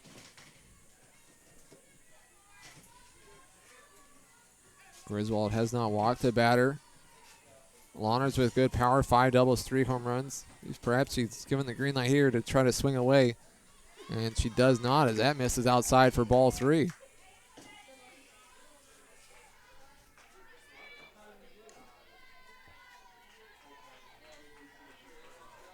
Tigers just 3 hits on the night. Colgate with just 4. As a 3-0 right down the middle for strike 1. Tigers won game 1 of the doubleheader 4-1. A run in the 5th and 2 in the 6th. to go in front 4-1, and then Walters picked up the save. As the 3-1 just hits the inside corner, and the count now full.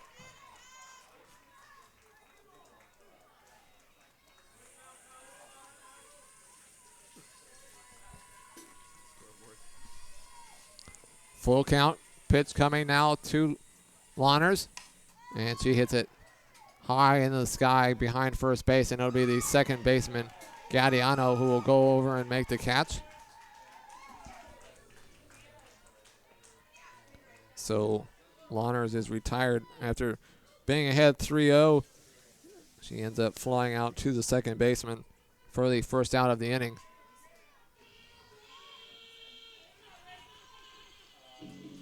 The batter for the Tigers, designated player number 10, Rachel Sellers. So that'll bring up Rachel Sellers. Sellers led off the 5th inning with a base hit, was then removed for a pinch runner, but the Tigers were unable to score.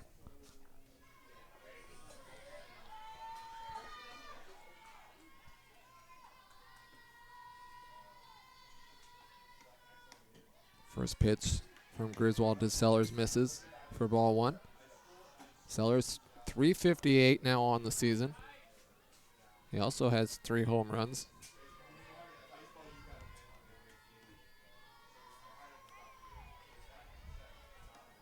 And that pitch inside, and Sellers lifting her foot to make sure she didn't get hit by that.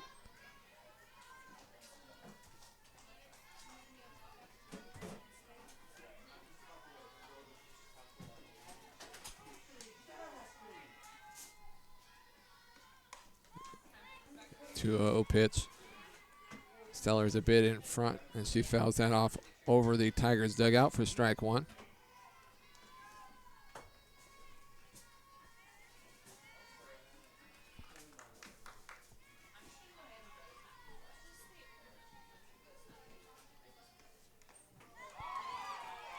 Sellers chases that low pitch and misses for strike 2.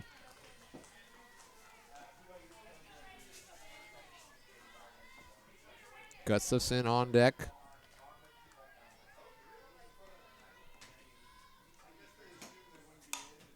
And she will come up with a runner on bases for the second time tonight. Sellers with a base hit. This time hits it through the hole between Romero and Gadiano.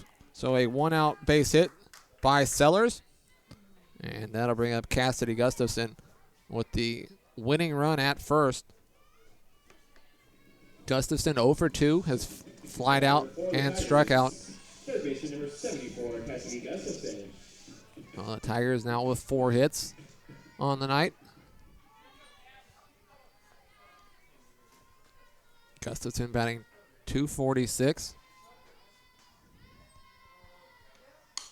And that's a slow roller to second. And the second baseman will take it herself and step on first for the out. A nice job there by Gadiano, as Romero had come off the bag thinking she was going to get it, and then she wasn't able to. It got by her, and Gadiano quickly scooped it up and raced over to first. So Gustafson is retired 4 unassisted.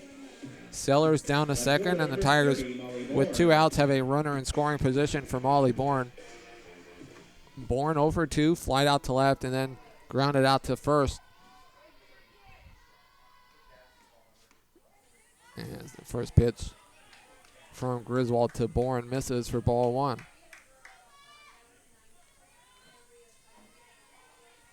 Sellers at second.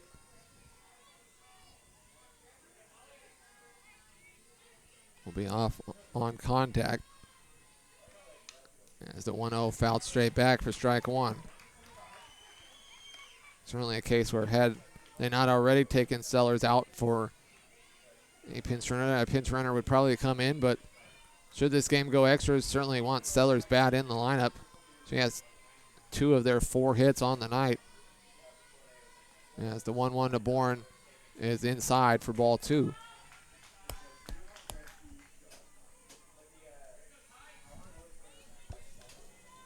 Bourne, 5 RBIs, 1 double, 1 home run. Chance here to try to drive in a run and give the Tigers a walk-off victory here in game 2 of the doubleheader as that pitch misses in the opposite batter's box for ball 3. Habib on deck.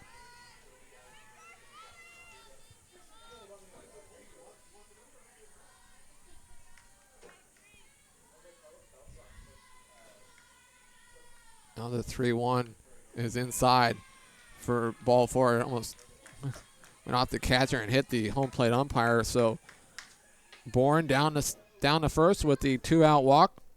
And that'll bring up Melanie Habib. The batter for the Tigers, the shortstop number 23, Melanie Habib.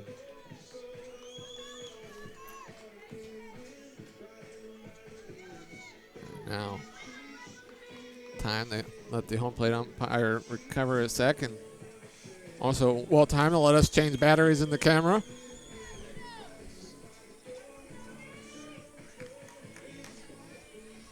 We might need that extra battery if we play on for a while here tonight. So up comes Melanie Habib, 0 for 2. She's popped out to second and lined out to center. And she bats here with runners on first and second and 2 outs. 1 run would end it here as the first pitch from Griswold to Habib on the outside corner for strike 1.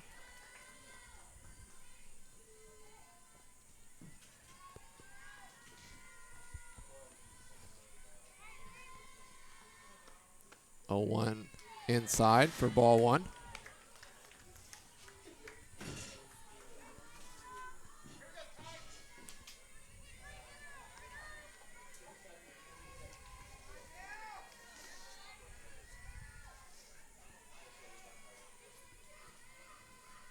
And the 1-1 to Habib misses outside for ball 2.